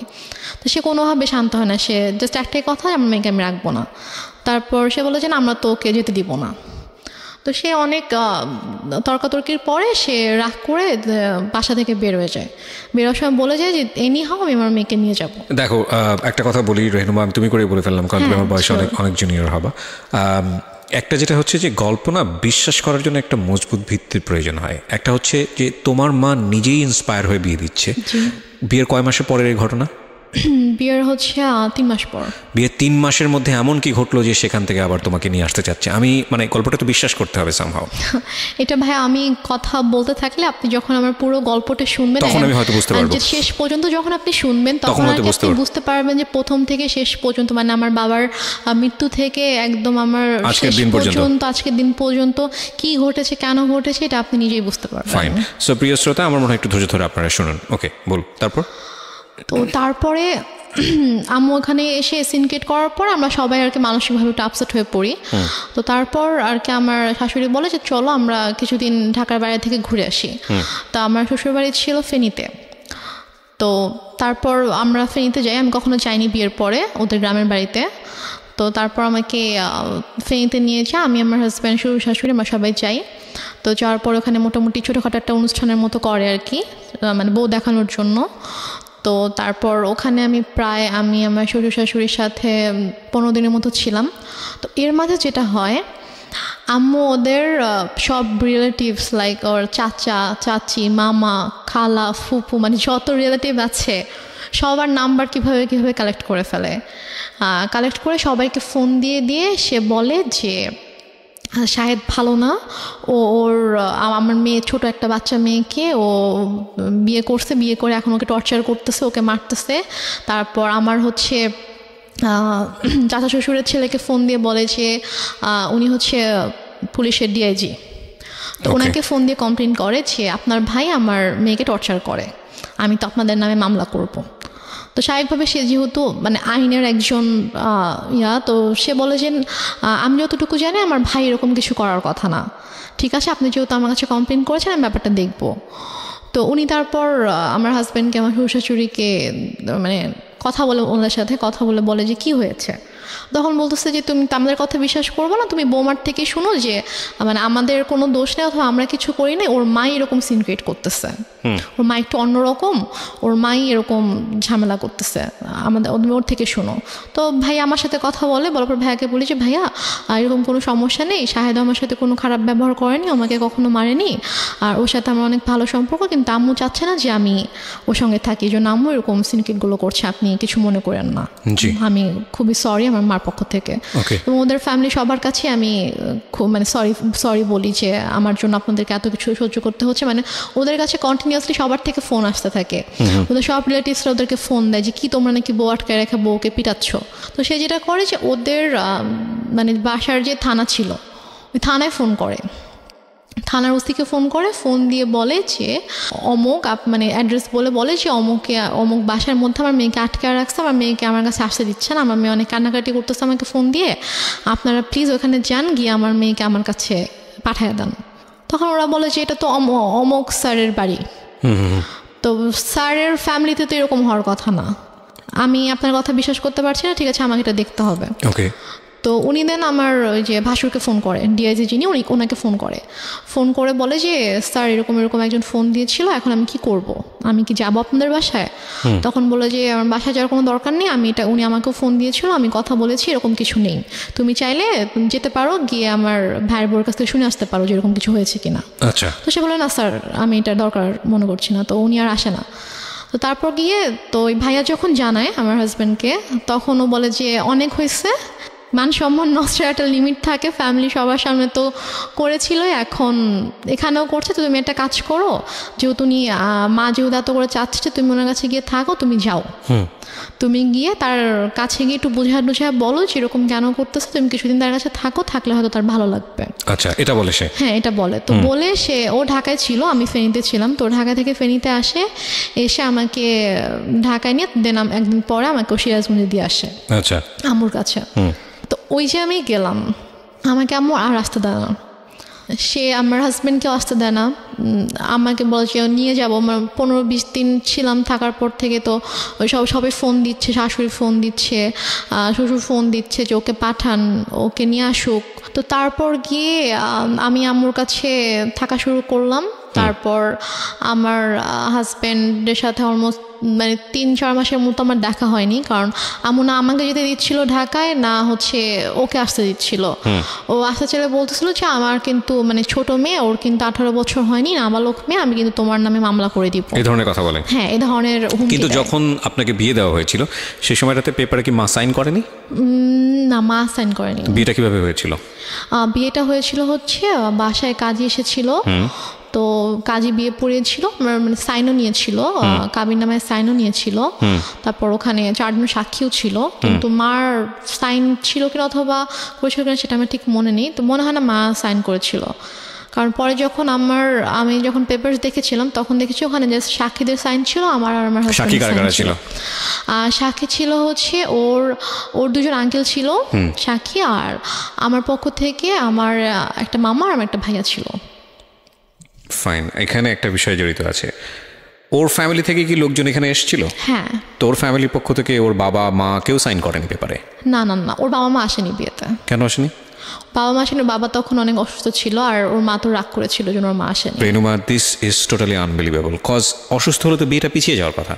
বিয়েটা অসুস্থ ছিল বলতে উনি প্যারালাইসিস ছিল, তো উনি তো চাইলেই উনি মুভ করতে পারতো না, বাট ওর মার আসার কথা, বাট ওর মাকে ওরা কোনোভাবেই কনভিন্স করতে পারেনি। ওকে, ফাইন। তো ওর ভাই বোন, তারপর ওর আঙ্কেল আন্টিরা সবাই এসেছিল।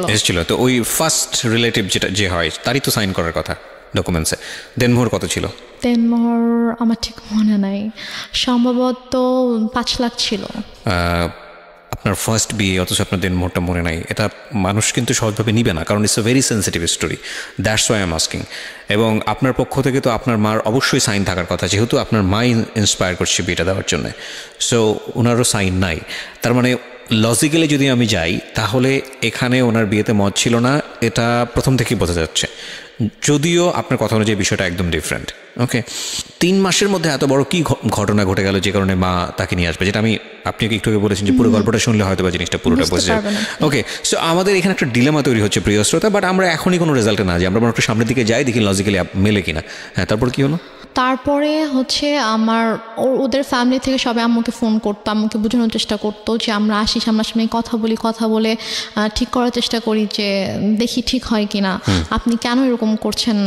তো বাট আম্মু বলেছে আমি এই বিষয়ে কোনো কথাই বলবো না, একটাই কথা ছিল তার যে আমি আমার মেয়েকে সংসার করতে দিব না, আমি আপনার ছেলের সাথে রাখবো না। তো এদিকে আমার সাথেও কথা বলতে দিত না, লাইক আমার ফোন আম্মু আমার থেকে নিয়েছিল, আমার ফোন আমার কাছে রাখতে দিত না। আমার হাজব্যান্ড ফোন করতো আম্মুর ফোন করলে আমাকে কখনো দিত না। তো আমি অনেক কান্না করতাম, আমার মন অনেক খারাপ থাকতো যে আমি ওখানে যেতে চাই। আমি আম্মুকে অনেক, ইভেন আমি আম্মুর পায়ে ধরেও কান্না করেছি, আম্মু তুমি কেন এরকম করছো আমাকে বলো। সে আমাকে কোনো কারণও বলতো না যে কেন সেরকম করছে। আমি বলছি আম্মু তুমি তো আমাকে বিয়ে দিয়েছো, এখন যখন আমি একটা জায়গায় গিয়েছি, আমার বিয়ে হয়েছে, আমি আমার হাজব্যান্ডকে অনেক ভালোবাসি, আমি ওর ফ্যামিলির সাথে অনেক ভালোভাবে মিশে গিয়েছি, তো এখন কেন তুমি সবাইকে এরকম কষ্ট দিচ্ছ, আমাকে কেন তুমি কষ্ট দিচ্ছ আম্মু। যাই হোক, তারপরে গিয়ে আম্মু যেটা করলো যে ওদের সাথে অনেক কথাবার্তা যখন হলো, ও অনেক বার রিকোয়েস্ট করলো, তো বলো ঠিক আছে তুমি সিরাজগঞ্জে আসো, এসে ওর সঙ্গে দেখা করে যাও। তো দেন আমার হাজব্যান্ড অলমোস্ট 4 মাস পরে আমাদের বাসায় আসে, সিরাজগঞ্জে আসে। তো সে আমার সঙ্গে দেখা করে, তো তখন আম্মুর সাথে কথা বলে। ও আর আমি দুজনই আম্মুর কাছে গিয়ে আম্মুর পায়ের কাছে বসে আম্মুকে বলি যে ও বলে যে আম্মু আপনি কেন এরকম করতেছেন, বলেন আপনি আমি কি কোনো দোষ করেছি অথবা আমার কোনো ভুল হয়েছে যে আপনি কেন ওকে আমার থেকে দূরে রাখতেছেন, আপনি কেন এরকম করতেছেন। আম্মু বলেছে না, আমি কোনো কথা শুনবো না, আমি তখন ভুল করছি, আমার বাচ্চা মেয়েকে বিয়ে দিছি, এখন আমি বুঝতেছি যে আমার ছোট একটা মেয়েকে এভাবে এত কম বয়সে বিয়ে দেওয়া উচিত হয়নি। এখন আমি চাই সে পড়াশোনা করবে, পড়াশোনা শেষ করবে, করে এস্টাবলিশড হবে, দেন সে চাইলে তার পছন্দ অনুযায়ী কাউকে বিয়ে করবে। কিন্তু আমি যেটা ভুল করেছি আমার সেই ভুলটা শুধরাতে হবে।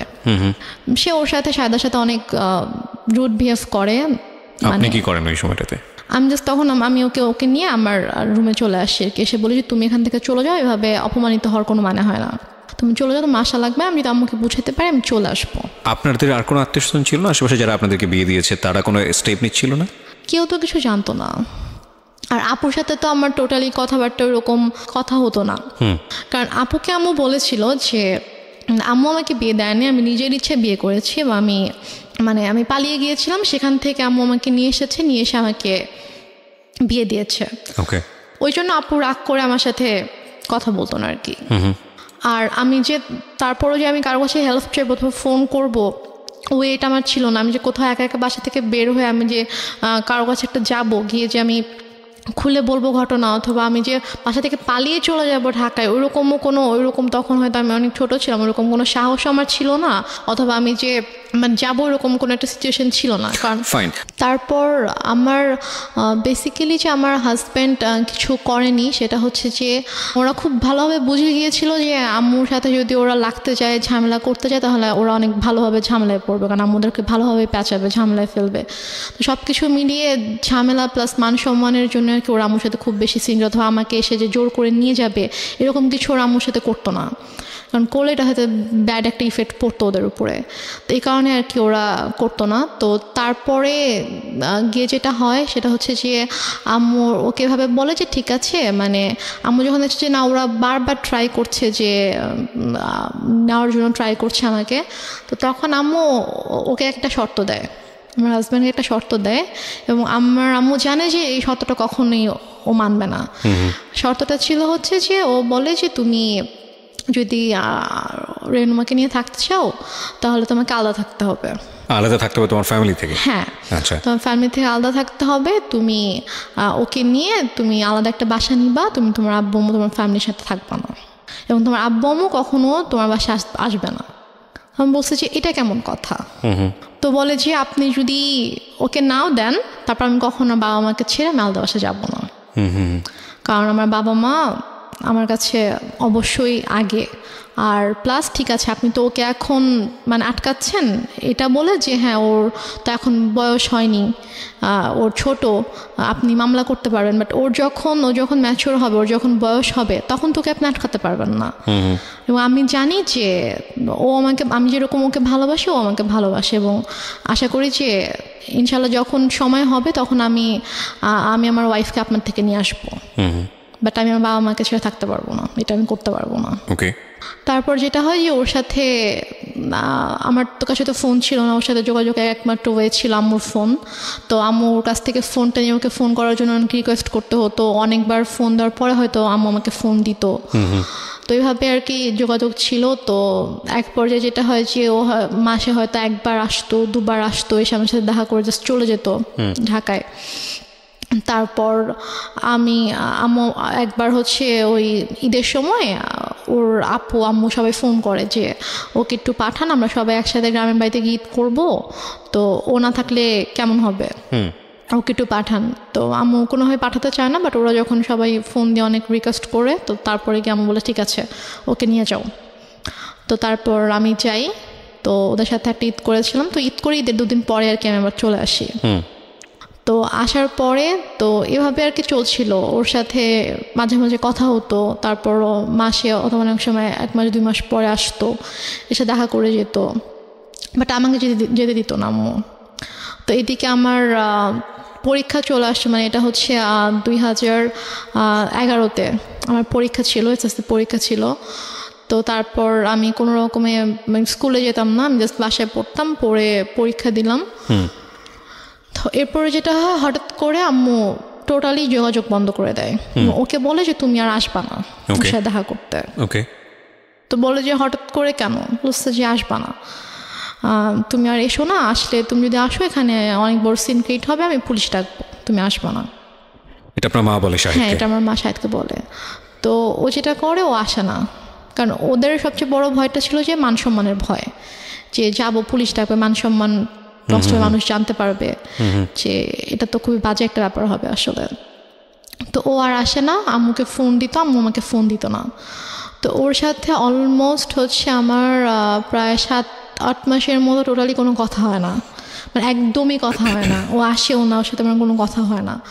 তো তারপর গিয়ে আমার আপু হচ্ছে দেশে আসে 2012 সালের মেবি আগস্টের দিকে আমার আপু দেশে আসে। তো আপু আসার হচ্ছে 2-3 মাস আগে আবার আমার সাথে সাথে কথা হয়। আমি আম্মুর ফোন থেকে ওর সাথে কথা বলি। তো মানে আম্মু যখন জানতে পারে যে হচ্ছে আপু আসতেছে, তখন আর কি ওর সাথে কথা বলে যে তো ওর আপু আসতেছে, তো ওর আপু যদি আসে, মানে আপু বলছিল যে ঠিক আছে, তো যেহেতু বিয়ে করে ফেলছে, মানে আপু জানে যে আমি যেখানে আছি আমি অ্যাকচুয়ালি কিভাবে আছি আম্মুর কাছে এটা জানে না। আপুকে বলা হয়েছে যে ওর তো শ্বশুর শাশুড়ি ভালো না, ও শ্বশুর বাড়িতে থাকতে সমস্যা হয়, তো ছোট মেয়ে, এই জন্য ওকে নিয়ে আসছি, ও এখানেই থাকবে, পড়াশোনা করবে, তারপর গিয়ে হয়তো ঢাকায় ভর্তি হবে। আচ্ছা, এটা বলছে যে তা তখন যাবে, এখন তো ছোট অনেক। তা আপু জানে এটা, আপু মোটামুটি তখন নর্মাল হয়েছে, আমার সাথে মোটামুটি একটু কথা বলে। তো তারপর আর কি আপু যখন আসে, তা আপু আসার আগে আবার ওর সাথে সে নর্মাল হয়ে যায়, কারণ আপুকে তো দেখাইতে হবে। মানে তার প্ল্যানিংটা ছিল আসলে অন্যরকম, সেটা আমি বলছি, বললে বুঝতে পারবেন। তো সে যেটা করে, সে শাহেদার সাথে কথা বলে যে বাবা যাই হয়েছে হয়েছে, তুমি আসো, তুমি সিরাজগঞ্জে আসো। তো ও সিরাজগঞ্জে আসে, আসার পরে 2 দিন ছিল, তারপর ওকে বলে যে দেখো ওর আপু আসবে, আপু আসলে কিন্তু আপুর সাথে ভালো করে কথা বলবা, যেগুলো যেগুলো হয়েছে এগুলো কিছু জানানোর দরকার নাই, আমি ইনশাল্লাহ সব কিছু ঠিক করে দিব, যাই হয়েছে হয়েছে ভুলে যাও, আমি তোমাদের সব কিছু ঠিকঠাক করে দেবো। আপু আসলে হয়তো আমরা বড় করে একটা অনুষ্ঠান করতে পারি, যেহেতু তোমাদের ওরকম বড় কোনো অনুষ্ঠান হয়নি, তো বড় করে একটা অনুষ্ঠান করতে পারি, তো করলে তখন সব ঠিকঠাক হয়ে যাবে। তো এটা বলে, তো বলার পরে আপু যখন আগস্টে আসে, আপু মানে যেদিন আপু ঢাকায় আসে, আসার পরে হচ্ছে আপু শ্বশুরবাড়ি ঢাকাতে, তো 2 দিন পরে আপু যখন আমাদের সিরাজগঞ্জে যখন আসবে, তো ওই দিন হচ্ছে শাহেদেরও আসার কথা। তো শাহেদ বলছে যে আম্মুকে ফোন দিয়ে বলছে যে আম্মু আমার একটা কাজ পড়ে গেছে, মানে আমার ওদের হচ্ছে একটা প্রিন্টিং প্রেস ছিল, তো ওই প্রেসে হচ্ছে যে ওদের একটা অর্ডার ছিল, অনেক বড় একটা অর্ডার ছিল, তো ওটা হচ্ছে কমপ্লিট হয়নি। এখন ও যদি ওখান থেকে চলে আসে, তাহলে দেখা যাবে যে ওই কাজটা হবে না, তো অনেক বড় লস হয়ে যাবে। তো বলছে যে আম্মু আমার তো কাজ শেষ হতে তো সন্ধ্যা হয়ে যাবে, তো ওর হচ্ছে ভোরবেলা রওনা দেওয়ার কথা, তো আমি রাতে আসি, সন্ধ্যাবেলা কাজটা শেষ করে আমি হয়তো 8টার দিকে রওনা দিলাম, দিয়ে আমি রাতের মধ্যে চলে আসবো, আপুদেরকে একটু বললেন আমি চলে আসবো, সমস্যা নেই, কিছু মনে করতে না করেন। আমি বলে যে এখন আসবা? বলছে যে আমি আসলে তো এখানে কাজ কেউ মানে কাজ দেখতে পারবে না, সমস্যা হয়ে যাবে। বলেছে এখন আসতে হবে, এখন আসতে হবে। আমি জানি না, আমার বড় মেয়ে 12টার মধ্যে চলে আসবে, মানে এটা সকাল 10টার দিকের কথা আর কি, তুমি এখন রওনা দাও, তুমি চলে আসো, তোমার তো 3-4 ঘন্টার বেশি লাগবে না, তুমি চলে আসো, সমস্যা নেই। ও বলছে যে আম্মু আমার পক্ষে এখন আসা সম্ভব না, আমি আসলে আমার কাজ দেখার কেউ নাই। তো এটা নিয়ে অনেক তর্কাতর্কি হয়। তো হওয়ার পরে লাস্টে গিয়ে আম্মু ওকে বলে যে তোকে আমি এখন বলছি তুই এখন আসবি, রেগে যায় আর কি, রেগে যায়। আম্মু রেগে ওকে তুই তো করে শুরু করে, বলে যে তোকে আমি বলছি তুই এখন আসতে হবে। এবং ওর এটা নিয়ে খুব মানে হয়, ওর ইগোতে লাগে যে তোমার শাশুড়িকে আমাকে তুই করে কথা বলবে। তো বলে যে আম্মু আমি যাবো না। বলছে তুই যদি এখন না আসিস, এখন যদি রওনা না দিস, তুই যদি এখন না আসিস, তাহলে তুই জীবনও এখানে আসবি না, তুই ভুলে যা আমার মেয়েকে, তুই জীবনে আসতে পারবি না, আমি তোদের রিলেশন জীবনেও ঠিক করবো না, তুই জীবনে আসতে পারবি না। তো বলছে যে আম্মু মানে এটা তো বুঝতে হবে, আমার সমস্যাটা যদি আপনি না বুঝেন তাহলে তো আমার কিছু করার নেই।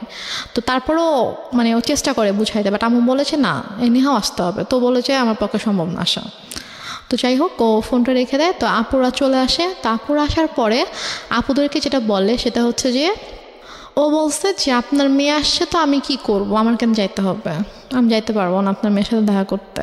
আপনার বড় মেয়েকে বললেন তার যদি আমার সাথে দেখা করতে হয় সেজন্য আমার বাসায় এসে আমার সঙ্গে দেখা করে। বাট এটা কিন্তু ও বলেইনি।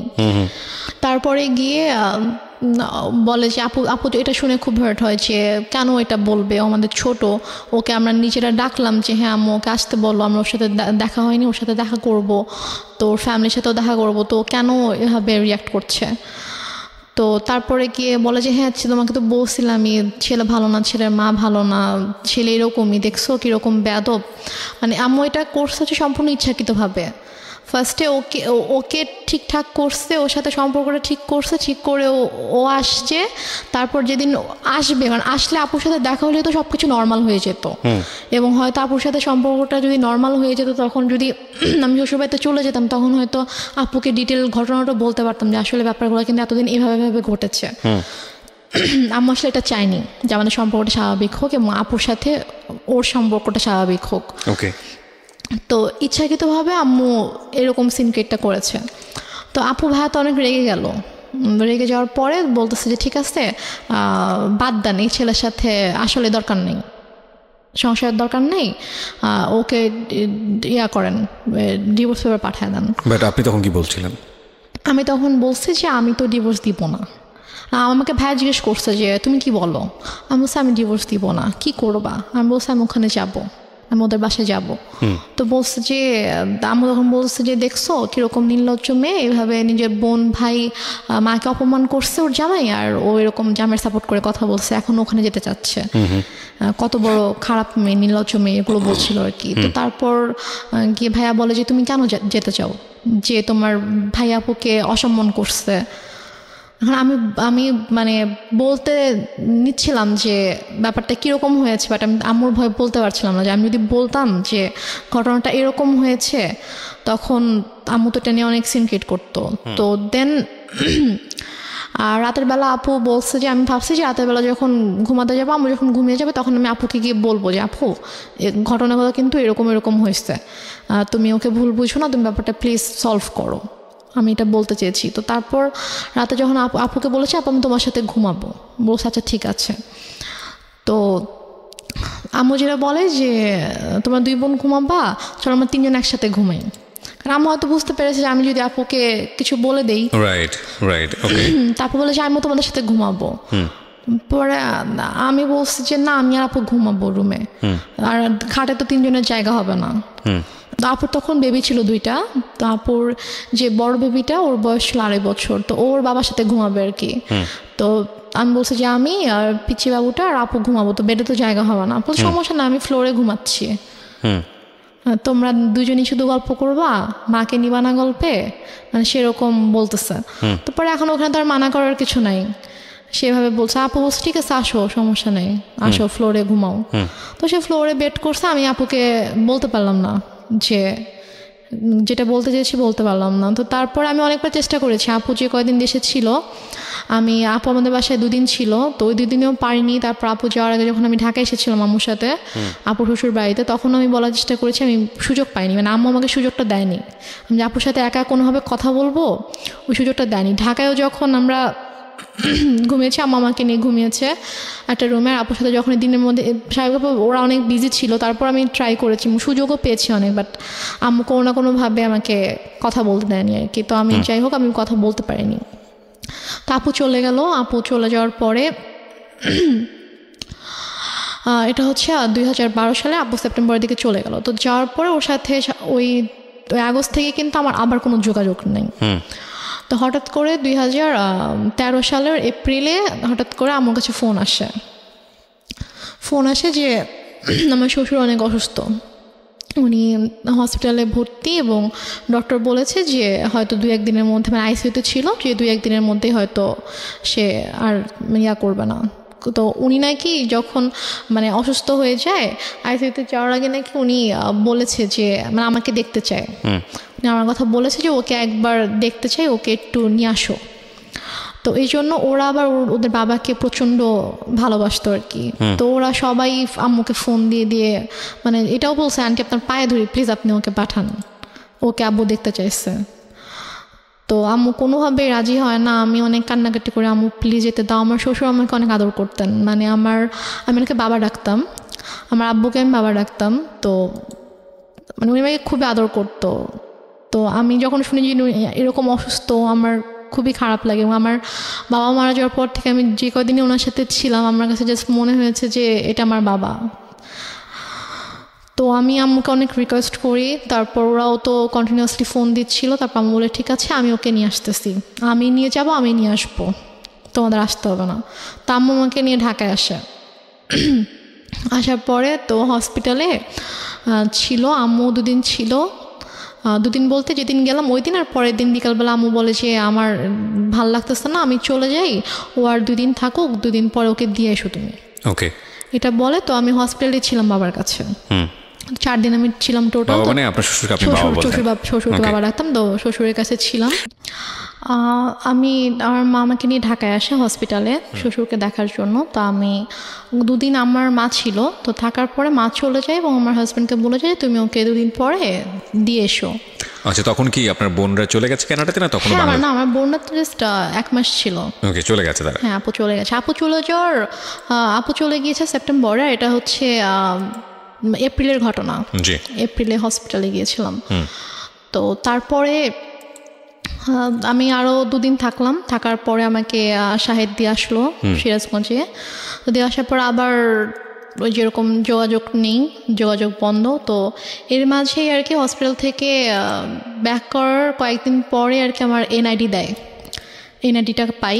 তো পাওয়ার পরে আম্মু আর কি একজন লয়ারের সঙ্গে কনসাল্ট করে দেন আমার ডিভোর্সের পেপার রেডি করে আর কি। এটা কি আপনি জানতেন? এটা আমি জানতাম না। মানে আমি জেনেছি যখন আমার কাছে পেপারসটা নিয়ে এসেছে, তখন আমি জেনেছি যে অনেক সময় সব রেডি করে দেন আমার কাছে পেপারস নিয়ে আসে যে তুমি এখানে সাইন করে দাও। তো আমি বলছি কিসের পেপারস? তো বলেছি যে এটা ডিভোর্স পেপার। তো আমি বলেছি যে আমি সাইন করবো না, তোমাকে সাইন করতে হবে। আমি বলছি না আম্মু আমি করবো না সাইন।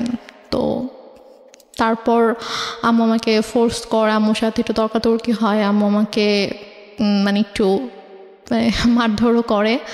তো তারপর গিয়ে আমি ওই দিন সাইন করি না। তো তারপর গিয়ে তার কয়েকদিন পরে হঠাৎ করে আম্মু বলে যে সকালবেলা বলছে যে চলো এক জায়গায় যেতে হবে। তো আমি বললাম কোথায়? চলো গেলে দেখতে পাবা। তো গিয়েছি, তো যেয়ে দেখি যে একজন হচ্ছে লয়ার, তো ওনার বাসা আর কি। তো ওনার বাসায় গিয়েছি। তো ওনার বাসায় দেখি ওই লয়ারটা আছে, সাথে আরেকজন লোক আছে। পরে বুঝতে পারলাম উনি হচ্ছে কাজী। আচ্ছা। তো ওখানে গিয়ে আমাকে পেপারসগুলো নিয়ে বলছে যে নাও এখানে সাইন করো, সাইন করতেই হবে, এখানে কোনো সিনকিট করো না, এখানে সাইন করে দাও। তো আমি তো কিছুতেই সাইন করব না, আমি অনেক কান্নাকাটি করছিলাম। তো লয়ার ওয়াইফ বলছিল যে আপা আপনি তো বলেছেন যে আপনার মেয়ে নিজের ইচ্ছায় ডিভোর্স দিতে চায়, তো মেয়ে কেন কান্না করছে?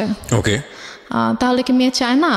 তো আমি তখন বলছি আঙ্কেল আমি চাই না, প্লিজ হেল্প মি, আমি চাই না আমার হাজব্যান্ডকে ডিভোর্স দিতে। হ্যাঁ, আমি লয়ারকে বলেছি আঙ্কেল আমি ওকে অনেক ভালোবাসি, আমি ওর সঙ্গে থাকতে চাই, ও আমার সঙ্গে থাকতে চায়, আম্মু ফোর্স করছে, আমি চাই না।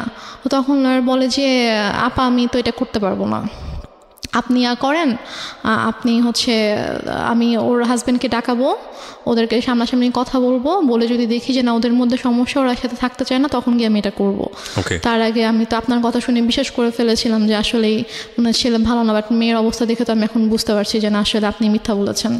তো সে বলে যে আমি আপনাকে টাকা দিচ্ছি, আপনি আমার কাজ করবেন। সে বলে আপা আমি এটা করতে পারবো না। তো এটা নিয়ে আম্মু ওনার সাথে অনেক তর্কাতর্কি করার পর এক পর্যায়ে উনি বলে যে দেখেন আমার মেয়ে ছোট ছিল, ও কিছু বুঝতেছে না, ওকে কীভাবে বুঝাইছে, ছেলেটা এরকম ভালো না, আপনি প্লিজ করেন, এটা করেন। আর আপনি ইমোশনাল কেন হচ্ছেন, এটা আপনার কাজ, আমি আপনাকে টাকা দিয়েছি কাজটা করার জন্য, সো আপনি কাজটা করেন। তো এখন লয়ার বলো ঠিক আছে। তো তারপর আমাকে অনেক বুঝাইলো যে দেখো যেহেতু এখন যাচ্ছে না, এখন কি করবা?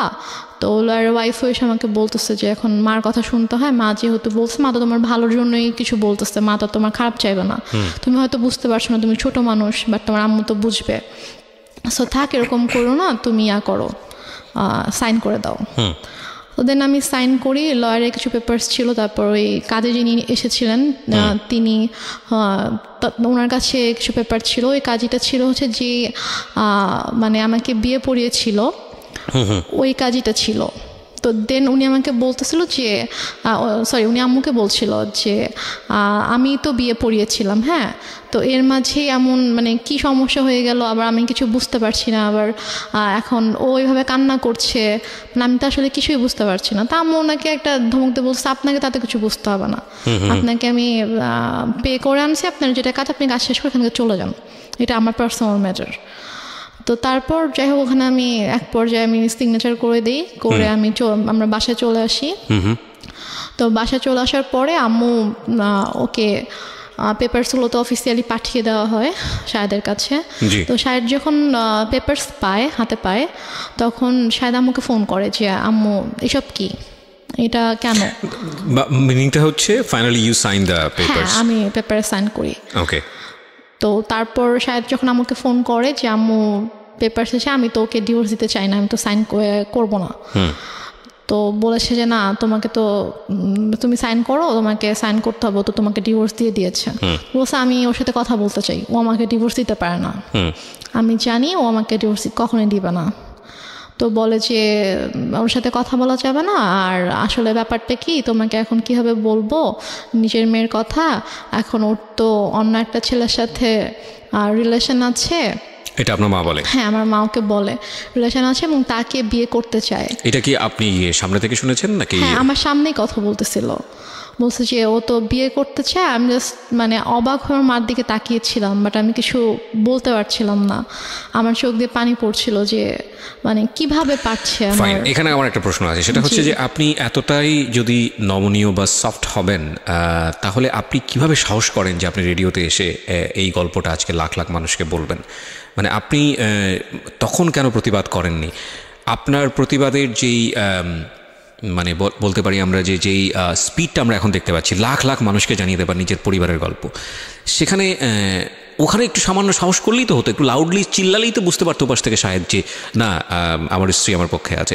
সেটুকু সাহসও কি ফ্যামিলিতে ছিল না? সেটুকু সাহসও আসলে আমার তখন ছিল না। এবং আমার এর পরের ঘটনায় যেটা শুনলে আপনি যেটা বুঝতে পারবেন যে তখন আমি যেই স্টেপটা নিয়েছিলাম, অথবা তখন আমার মধ্যে যে পরিবর্তনটা এসেছিল, যে চিন্তাধারার যে পরিবর্তনটা এসেছিল, সেটা যদি আমার ওই মুহূর্তে আসতো তাহলে যে আমার আম্মু আমার সাথে এত কিছু করতে পারতো না। এবং এটা কিন্তু একটা ইন্টারেস্টিং বিষয় প্রিয় শ্রোতা। পরিবারের যে সদস্যরা সাধারণত মুখ বুজে থাকে, কথা বলতে পারে না বা প্রতিবাদ করা উচিত সেটা বোঝে সে পারে না প্রতিবাদ করতে, এরা কিন্তু ধীরে ধীরে ধীরে ধীরে এমন একটা পর্যায়ে চলে যায় এবং এমনভাবে আউটব্রাস্ট করে যখন আসলে আপনি চিন্তাও করতে পারবেন না ওর আউটব্রাস্টটা কতটা ভয়ানক হতে পারে। ওর ক্ষেত্রেও হয়তো বা বিষয়টা সেরকমই হয়েছে।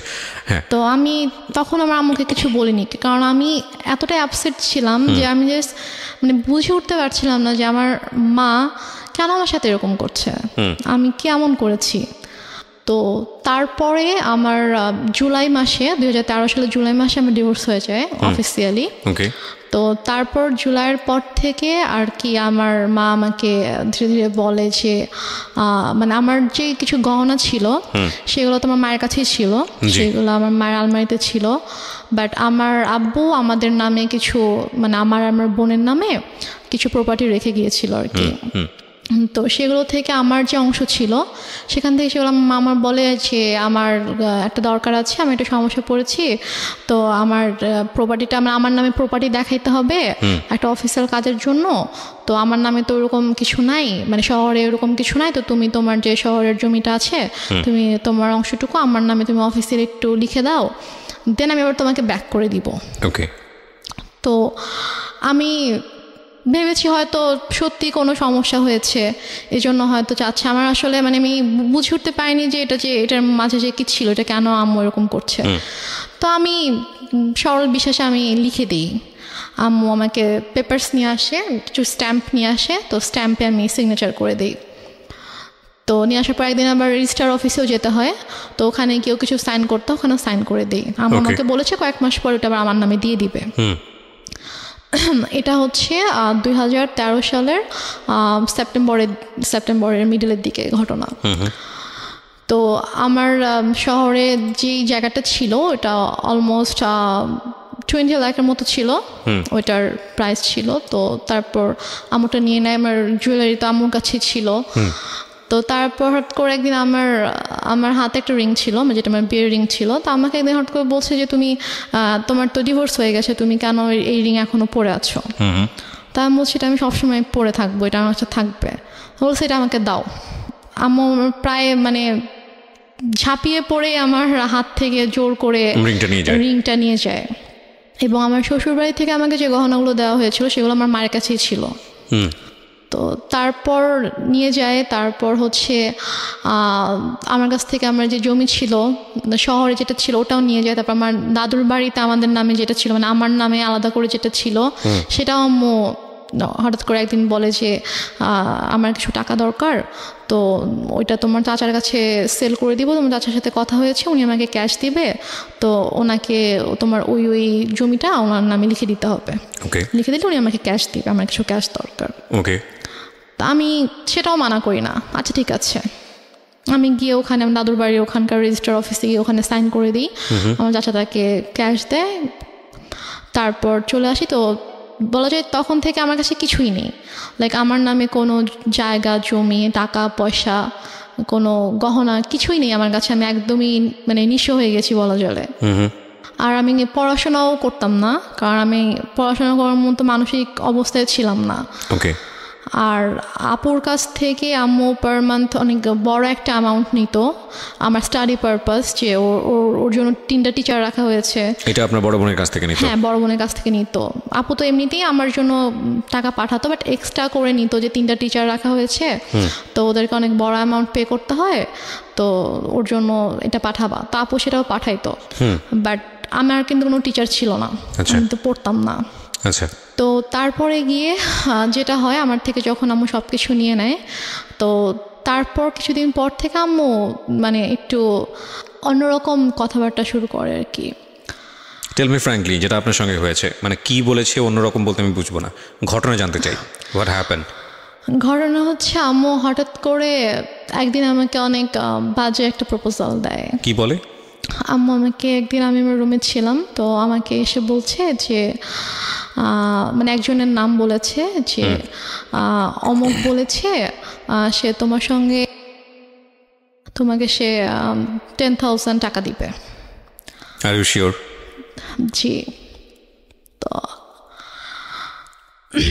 ফার্স্ট অফ অল আমি একটু থামাচ্ছি আপনাকে, বিকজ এটা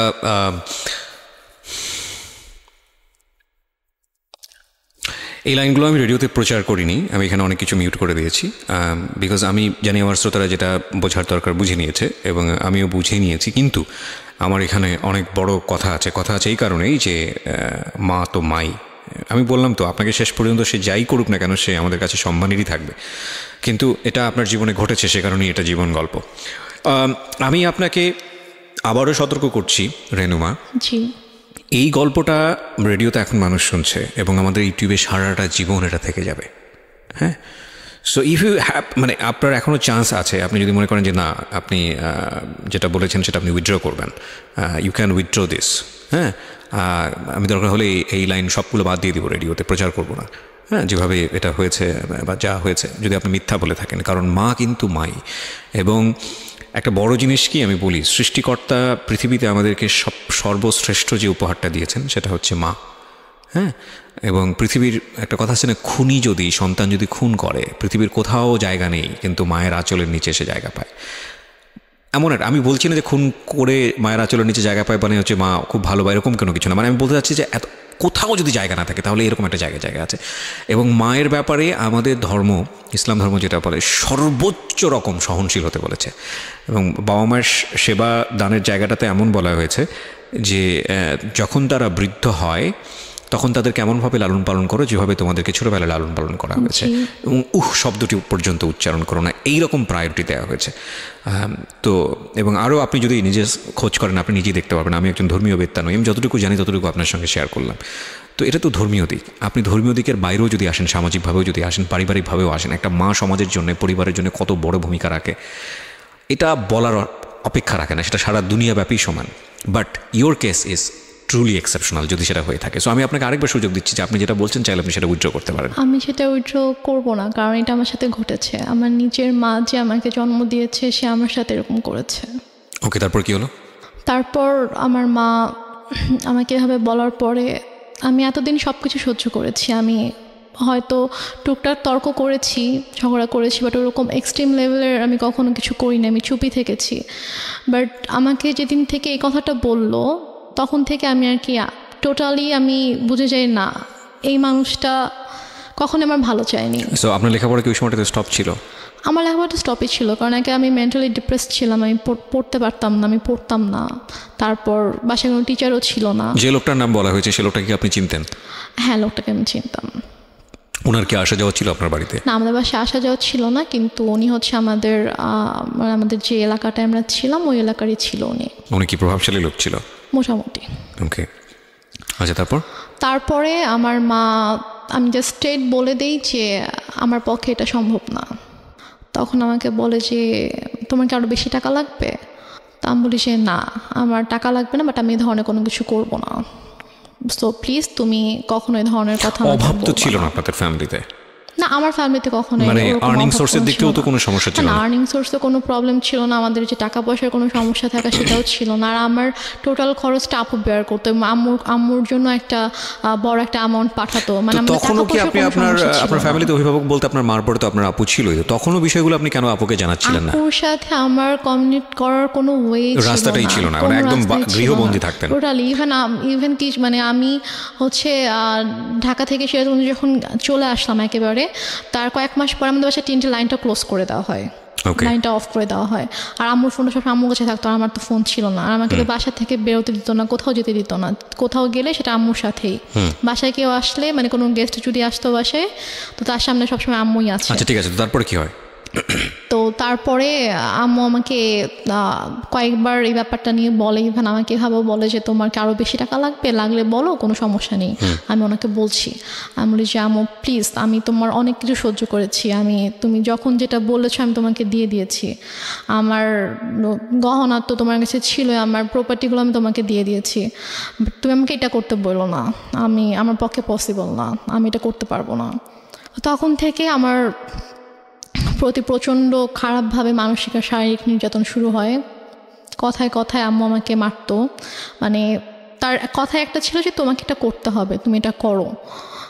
বিভিন্ন সময় বিভিন্ন অ্যামাউন্ট বলতো, বিভিন্ন লোকের কথা বলতো যে কি হয় এমন করলে, কি সমস্যা তোমার, এত অহংকার কিসের, তুমি নিজেকে কি মনে করো, তুমি কেন এত অহংকার দেখাবা, তোমার তো কিছু নাই, তুমি কি করে খাবা, তোমাকে যদি আজকে আমি বাসা থেকে বের করে দিই, তোমাকে যদি আমি কোনো মানে খাবার না দিই, কিছু না দিই, তুমি কি নিজে কিছু মানে 1 টাকা দিয়ে কিনে খেতে পারবা, তোমার কি অ্যাবিলিটি আছে? তোমার কিন্তু কিছুই নাই। সো তোমাকে আমার কথা মানতে হবে, যদি না মানো তাহলে কিন্তু আমি তোমাকে আবার বাসা থেকে বের করে দিব। ঠিক আছে, তখন তুমি কোথায় যাবা, কি করবা, তোমাকে কিন্তু এটা করেই খেতে হবে। সো বেটার তুমি আমার কথা শুনো, এখানে থাকো, থেকে করো। আমি বলছি আমি এটা করবো না। তারপর গিয়ে যেটা হয় সেটা হচ্ছে যে আমাকে প্রচণ্ড মারতো, মানে হাতের কাছে যেটাই পেতো সেটা দিয়ে আম্মু আমাকে মারতো। তারপর এমনও দিন গিয়েছে যে আমি মানে মারের ভয়ে আমি আমার রুমের দরজা আটকে দিয়ে আমি থাকতাম, রুম থেকে বের হতাম না। আম্মু রুমে এসে অনেক ধাক্কাধাক্কি করতো যে রুম খুল, কেন আটকায় রাখছিস। আমি ভয়। আচ্ছা, আপনাদের বাসাটা কেমন ছিল? আশেপাশে কি কোনো লোকজন ছিল না? আমাদের বাসাটা কিরকম ছিল, আমাদের বাসাটার হচ্ছে মানে বড় একটা জায়গা জুড়ে বাসাটা ছিল, এবং আমাদের বাসার পিছন দিকে জাস্ট একটা বিল্ডিং ছিল, আর ডানে বামে সামনে কোনো বাসা ছিল না। বাসাটাই ছিল, হ্যাঁ, পুরোটাই ফাঁকা ছিল। আপনাদের বাসাটা কয়তলা? বাসাটা একতলা। একতলা, টিন শেড? টিন শেড না, ফাউন্ডেশন দেয় বাসা, বিল্ডিং। কতটুকু জায়গার উপরে? আমাদের বাসাটা অলমোস্ট 12 কাঠা জায়গার উপরে। 12 কাঠা জায়গার উপরে, একটা কর্নারে জাস্ট আমাদের বাসাটা, একটা কর্নার, এবং চারপাশে এটা বাউন্ডারি দেওয়া। হ্যাঁ, বাউন্ডারি দেওয়া। হ্যাঁ। তো তারপরে আমি রুম থেকে বের হতাম না। আম্মু আমাকে অনেক দরজার ভিতরে এসে লাথি দিত যে বের হচ্ছে। মানে এগুলো মনিটর করার কেউ নাই, শোনারও কেউ নাই? কেউ নাই যে শুনবে ইয়া করবে। তো তারপর আমি যখন বের হলাম, আমি জানি আমাকে বের হলে আমাকে মারবে, কোনো একটা কথা নিয়ে হয়তো আমার সাথে তর্ক করবে। আগেও কি গায়ে হাত তুলো, নাকি এই ঘটনার পর থেকে গায়ে হাত তোলা শুরু হলো?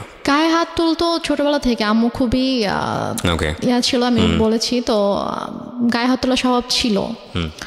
বাট এটার পর থেকে আমি যখন মানা করতাম তখন থেকে খুব বেশি করে শুরু হয়েছে এটা। এমনও হয়েছে যে আমি 1 দিন 1.5 দিন 2 দিন আমি না খেয়ে আমার রুমের ভিতরে বন্দি।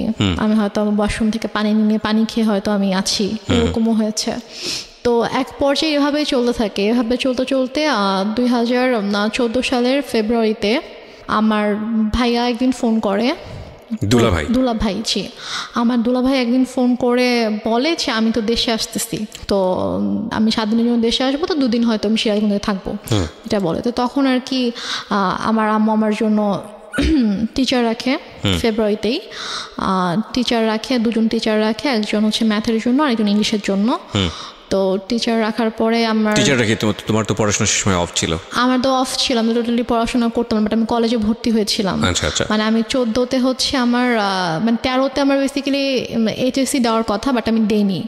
তো ওইটা আবার 14তে রেজিস্ট্রেশন করানো হয় যে 14তে দিব, বাট তারপর আমার পড়াশোনা টোটালি স্টপ ছিল। তো ফেব্রুয়ারিতে আমার ম্যাথের বই টই আর নোটস টোটস যা কিছু লাগবে এগুলো সব কিছু আম্মু কিনে দেয়, কিন্তু 2জন টিচার রাখে, কারণ ভাইয়াকে তো শো করতে হবে যে সে আমাকে পড়াচ্ছে। তারপর ভাইয়া মার্চে আসার পরে, তো ভাইয়া ঢাকায় আসার 2 দিন পরে আমাদের বাসায় আসে, সিরাজগঞ্জে আসে। তো আসার পর আমি জাস্ট চান্সে ছিলাম যে আমি কখন একটু ভাইয়াকে একা পাবো, আমি কখন কথাগুলো ভাইয়াকে বলবো। তারপরে গিয়ে আমার মা হচ্ছে বাজারে যায়, ওই সময়টাতে আপনি শেয়ার করেন? হ্যাঁ, আমার ভাইয়া যেদিন আসে আমাদের বাসায়, তার পরের দিন সকালে আম্মু নাস্তা দিয়ে দেন, বলে যে তুমি ভাইয়াকে নাস্তা করো, আমি একটু বাজারে গিয়ে আমি একটু মাছ নিয়ে আসি।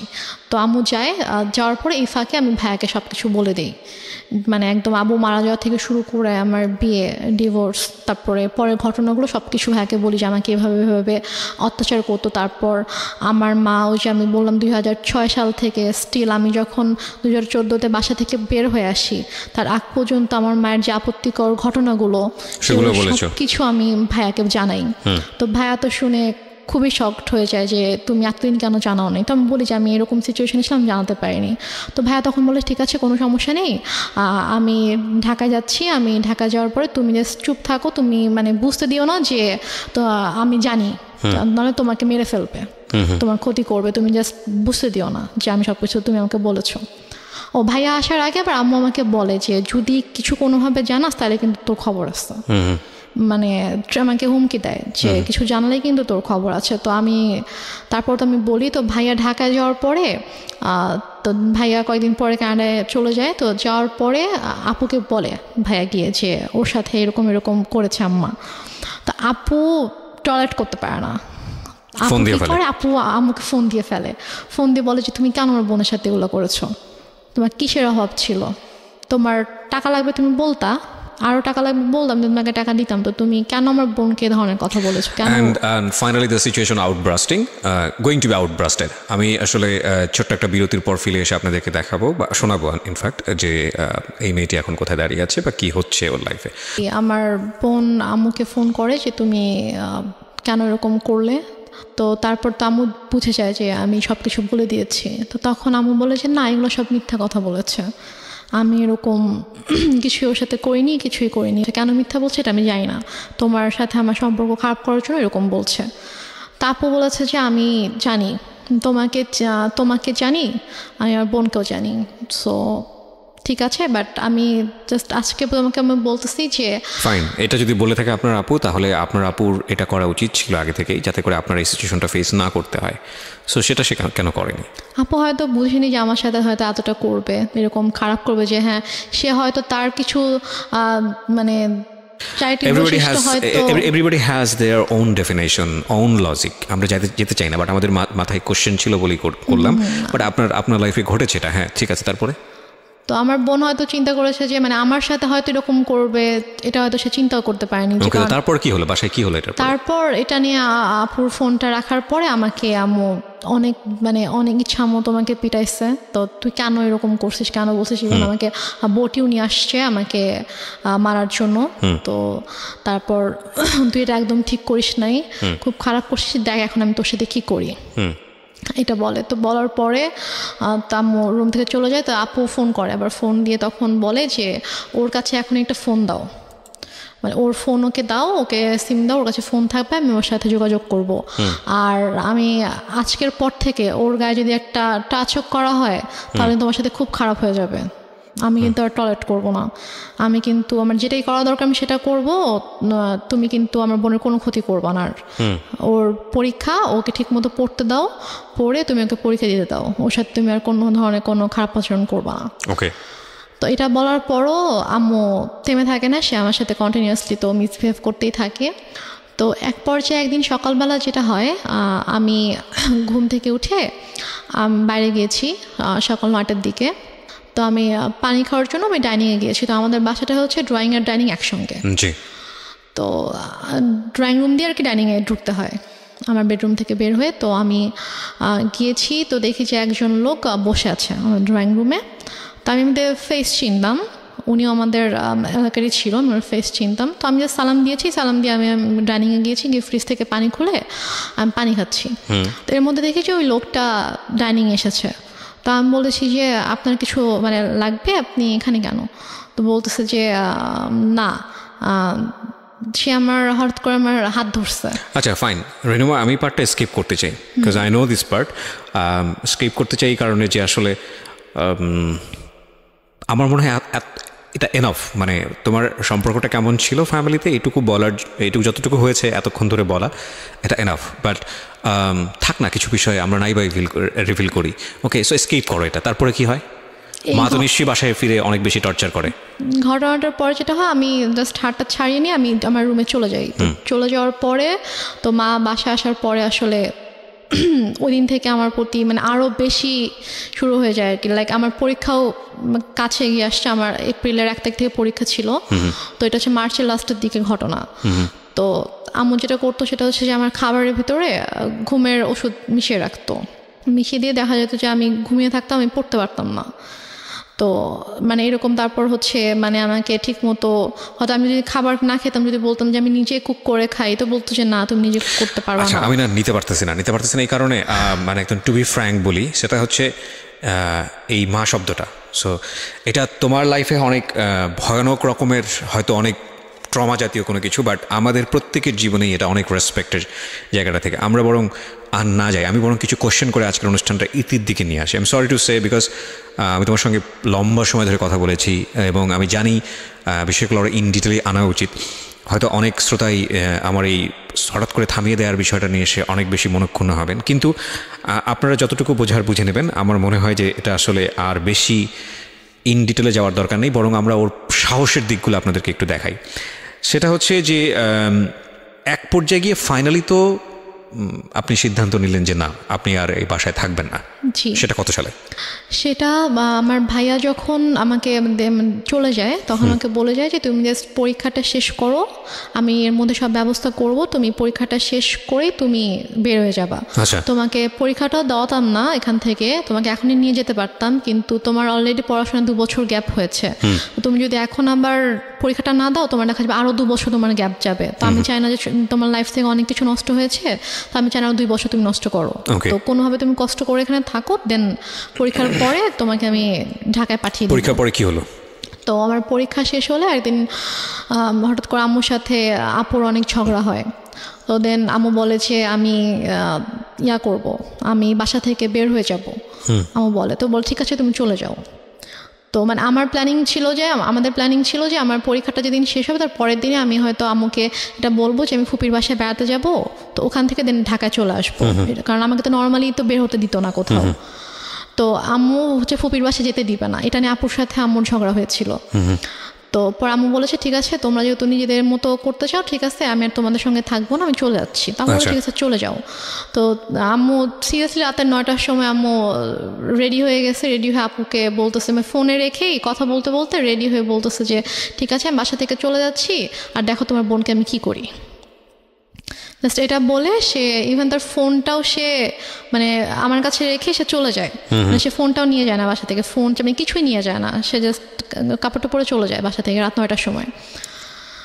তো তারপরে আমার আপু যেটা বললো যে তুমি জাস্ট রুম সব কিছু লক করে তুমি হ্যাঁ কিনা কেয়ারটেকারকে বলো, কারণ কেয়ারটেকারকে বলো যে বাসার সামনে দাঁড়িয়ে থাকতাম, বাসার কেয়ারটেকার ছিল, তো ওকে বলো যে সারা যেন বাসার সামনেই থাকে, কারণ আম্মু হয়তো তোমার কোনো ক্ষতি করতে পারে, আমি ঠিক বিশ্বাস করে উঠতে পারছি না।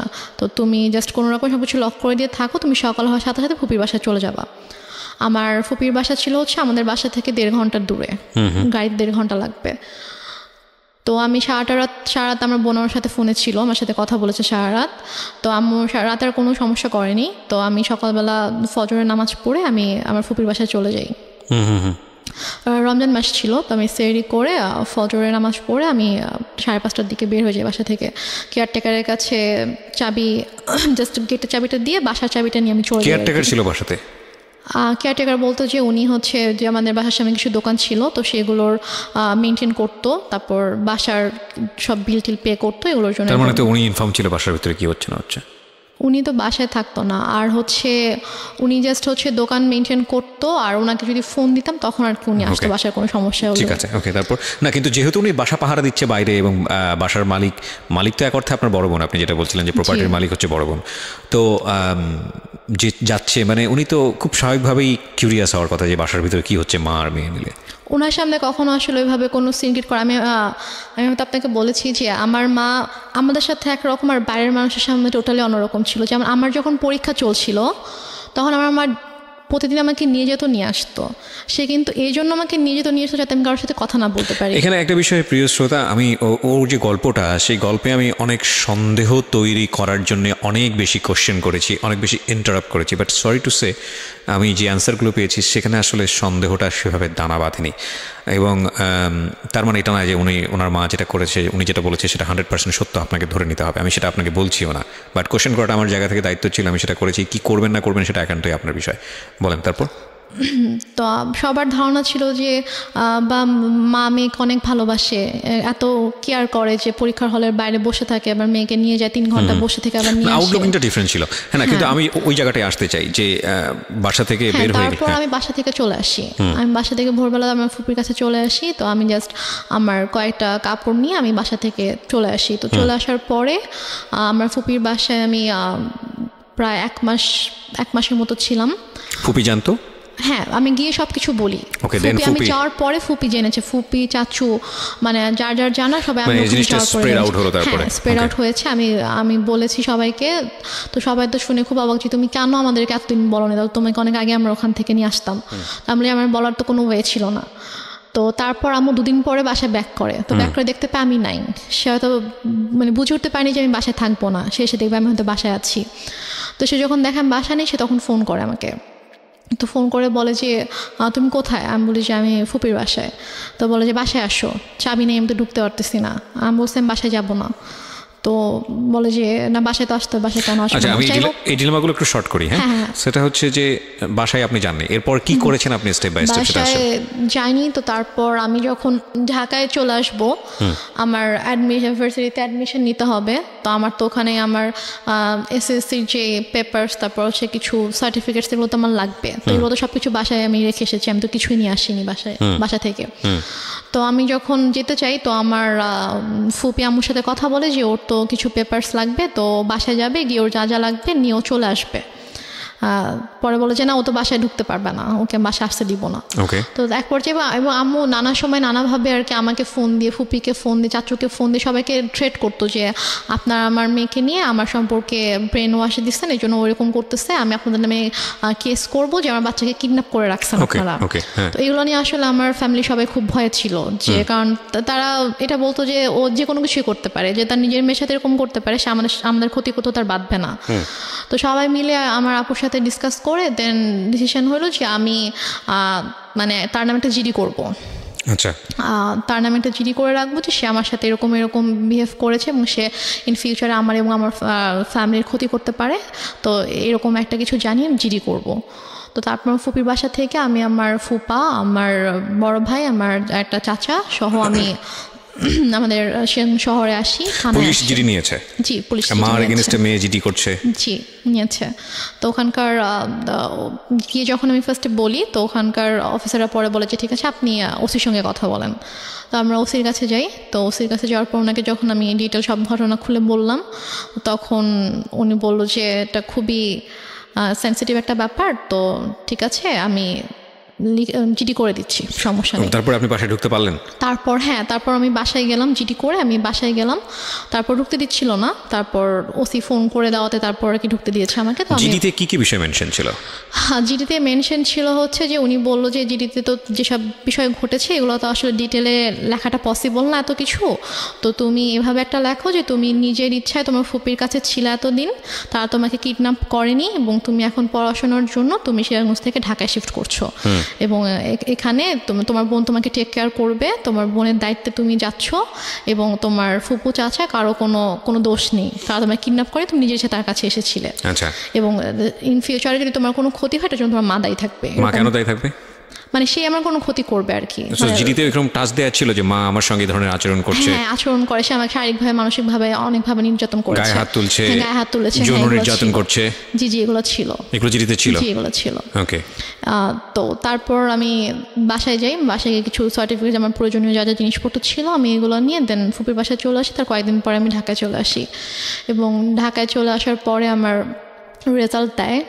তো আমি আসলে আমার রেজাল্টের দিন আমি বিশ্বাসই করতে পারছিলাম না, আমার খুব ভয় করছিল যে আমি হয়তো ফেল করব। ঢাকায় আসেন কত সালে? আমি ঢাকায় আসি 2014 সালের আগস্ট মাসে। এই প্রায় 5 বছর জি। আপনি বাড়ি যাননি? আমি যাইনি বাড়িতে। মার সঙ্গে কোনো যোগাযোগ নেই? কোনো যোগাযোগ নেই। ফোনে একবার হাই হ্যালো হয়নি? ফোনে 2বার কথা হয়েছে।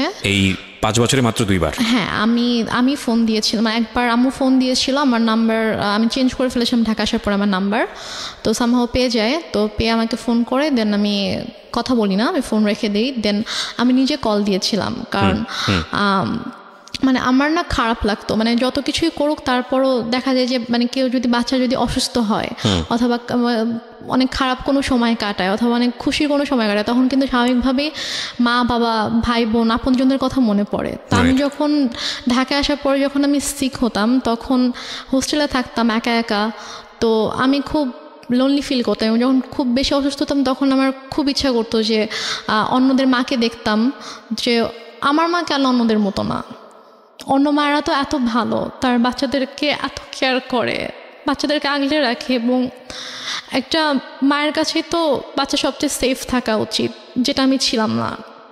তো আমার সাথেই কেন এরকম হতো, আমি নামাজ পড়ে আল্লাহর কাছে কান্না করতাম যে আল্লাহ আমার সাথেই কেন এরকম হলো, আমার মা কেন এরকম, অন্যদের মা তো এত ভালো। তো আমি একদম ইমোশনাল হয়ে আমি আমার মাকে ফোন দিয়েছিলাম, গত বছর অক্টোবর মাসে ফোন দিয়েছিলাম আম্মুকে। তো সে প্রথম 1 মিনিট আমার সাথে ভালো করে কথা বলেছে, ভালো করে বলতে চাই, জিজ্ঞেস করলাম যে কেমন আছো, ভালো আছি, তুমি কেমন আছো, আমি বলছি ভালো আছি। তো তারপরে বলতেছে যে তুমি কেন এভাবে আমাকে সবার সামনে খারাপ বানিয়ে তুমি বাসা থেকে চলে গিয়েছো।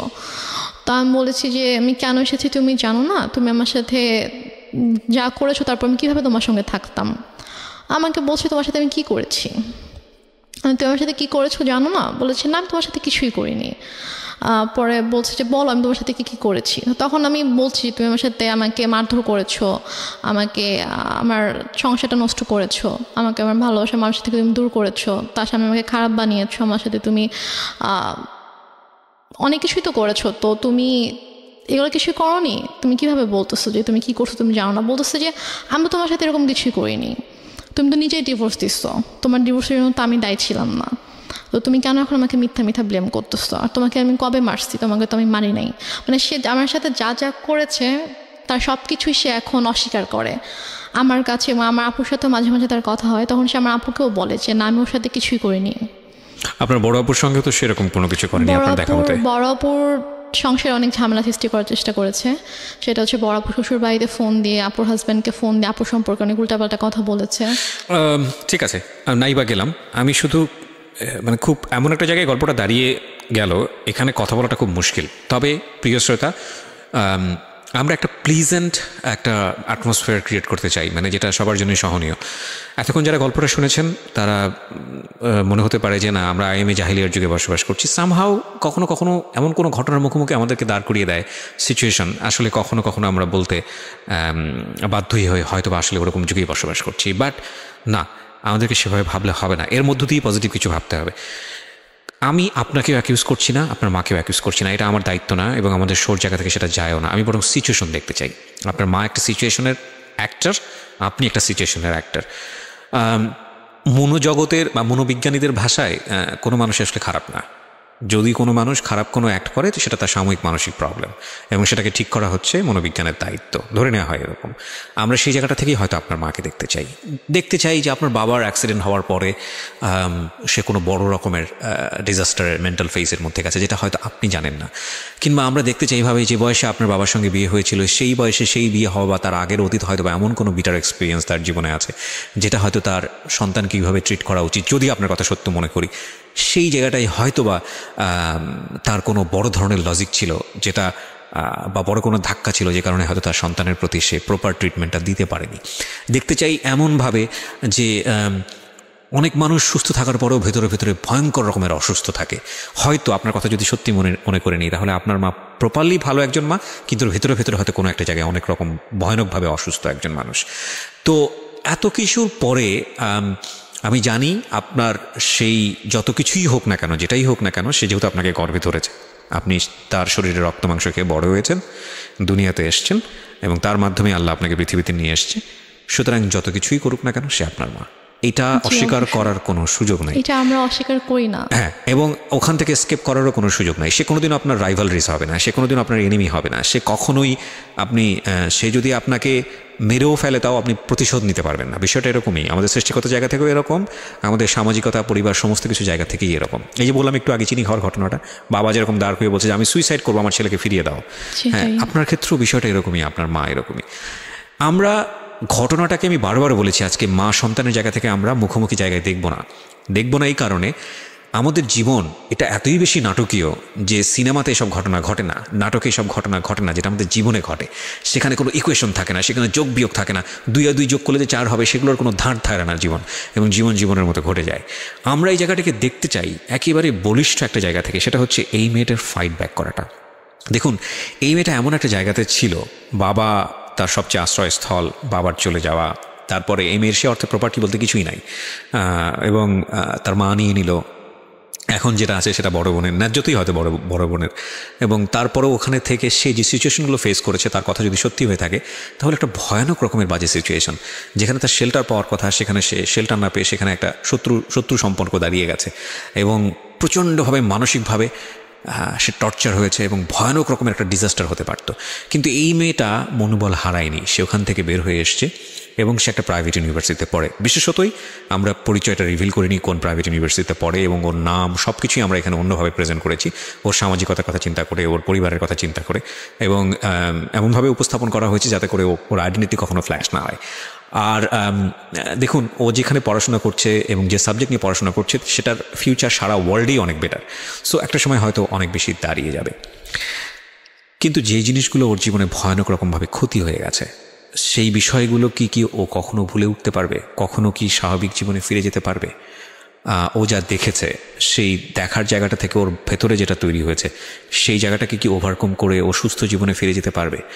ওর একটা খুব সুন্দর মা হওয়ার প্রত্যেকটা মেয়েরই হয়তো বা এই ইচ্ছাটা থাকে, সেই সুযোগটা কি ওর জীবনে কখনো তৈরি হবে? যত কিছুই হোক না কেন, যাই হোক না কেন, ওর জন্য পজিটিভ যেন হয় সেটা জানিয়েই আজকের এই অনুষ্ঠানটা শেষ করতে চাই। আমি শুধু বারবারই একটা কথা বলবো, please don't give up. Situation যেটাই হোক না কেন, যাই হোক না কেন, এর চেয়েও হয়তো ভয়ানক ঘটনা ঘটে সমাজে, এর চেয়েও হয়তো ভয়ানক ঘটনা ঘটে। আমরা গল্প প্রচার করি, আমাদেরকে রেডিও মাথায় রাখতে হয়, লাখ লাখ মানুষ এটা শুনছে, মাথায় রাখতে হয়। যতটুকু সম্ভব মানুষের, সব শ্রেণীর মানুষ যেহেতু অনুষ্ঠানটি শোনেন, সেইভাবে এটাকে উপস্থাপন করার চেষ্টা করে যাই। আজকের এই গল্পটি আমাদের জীবনে যেভাবে উপস্থাপিত হয়েছে তার চেয়েও হয়তো ভয়ানক ঘটনা কারো পরিবারে ঘটছে, তার চেয়েও হয়তো ভয়ানক ঘটনা কোনো একটা সমাজে ঘটছে। আমরা যেই অবস্থার মধ্যেই থাকি না কেন, সেখান থেকে বের হয়ে এসে আমরা যেন নিজেকে একটা জায়গায় স্টাবলিশ করতে পারি, আমরা যেন কখনো গিভ আপ না করি। আমি যতবার এরকম জীবন গল্প উপস্থাপন করেছি, একটা মেয়ের জীবন গল্প, আমি শুধু একটা মেসেজই মোটা দাগে যেবার চেষ্টা করেছি যে আমাদের সমাজে মেয়েরা কতটা ভয়ানক রকমের ভালনারেবল পরিবেশের মধ্যে থাকতে পারে।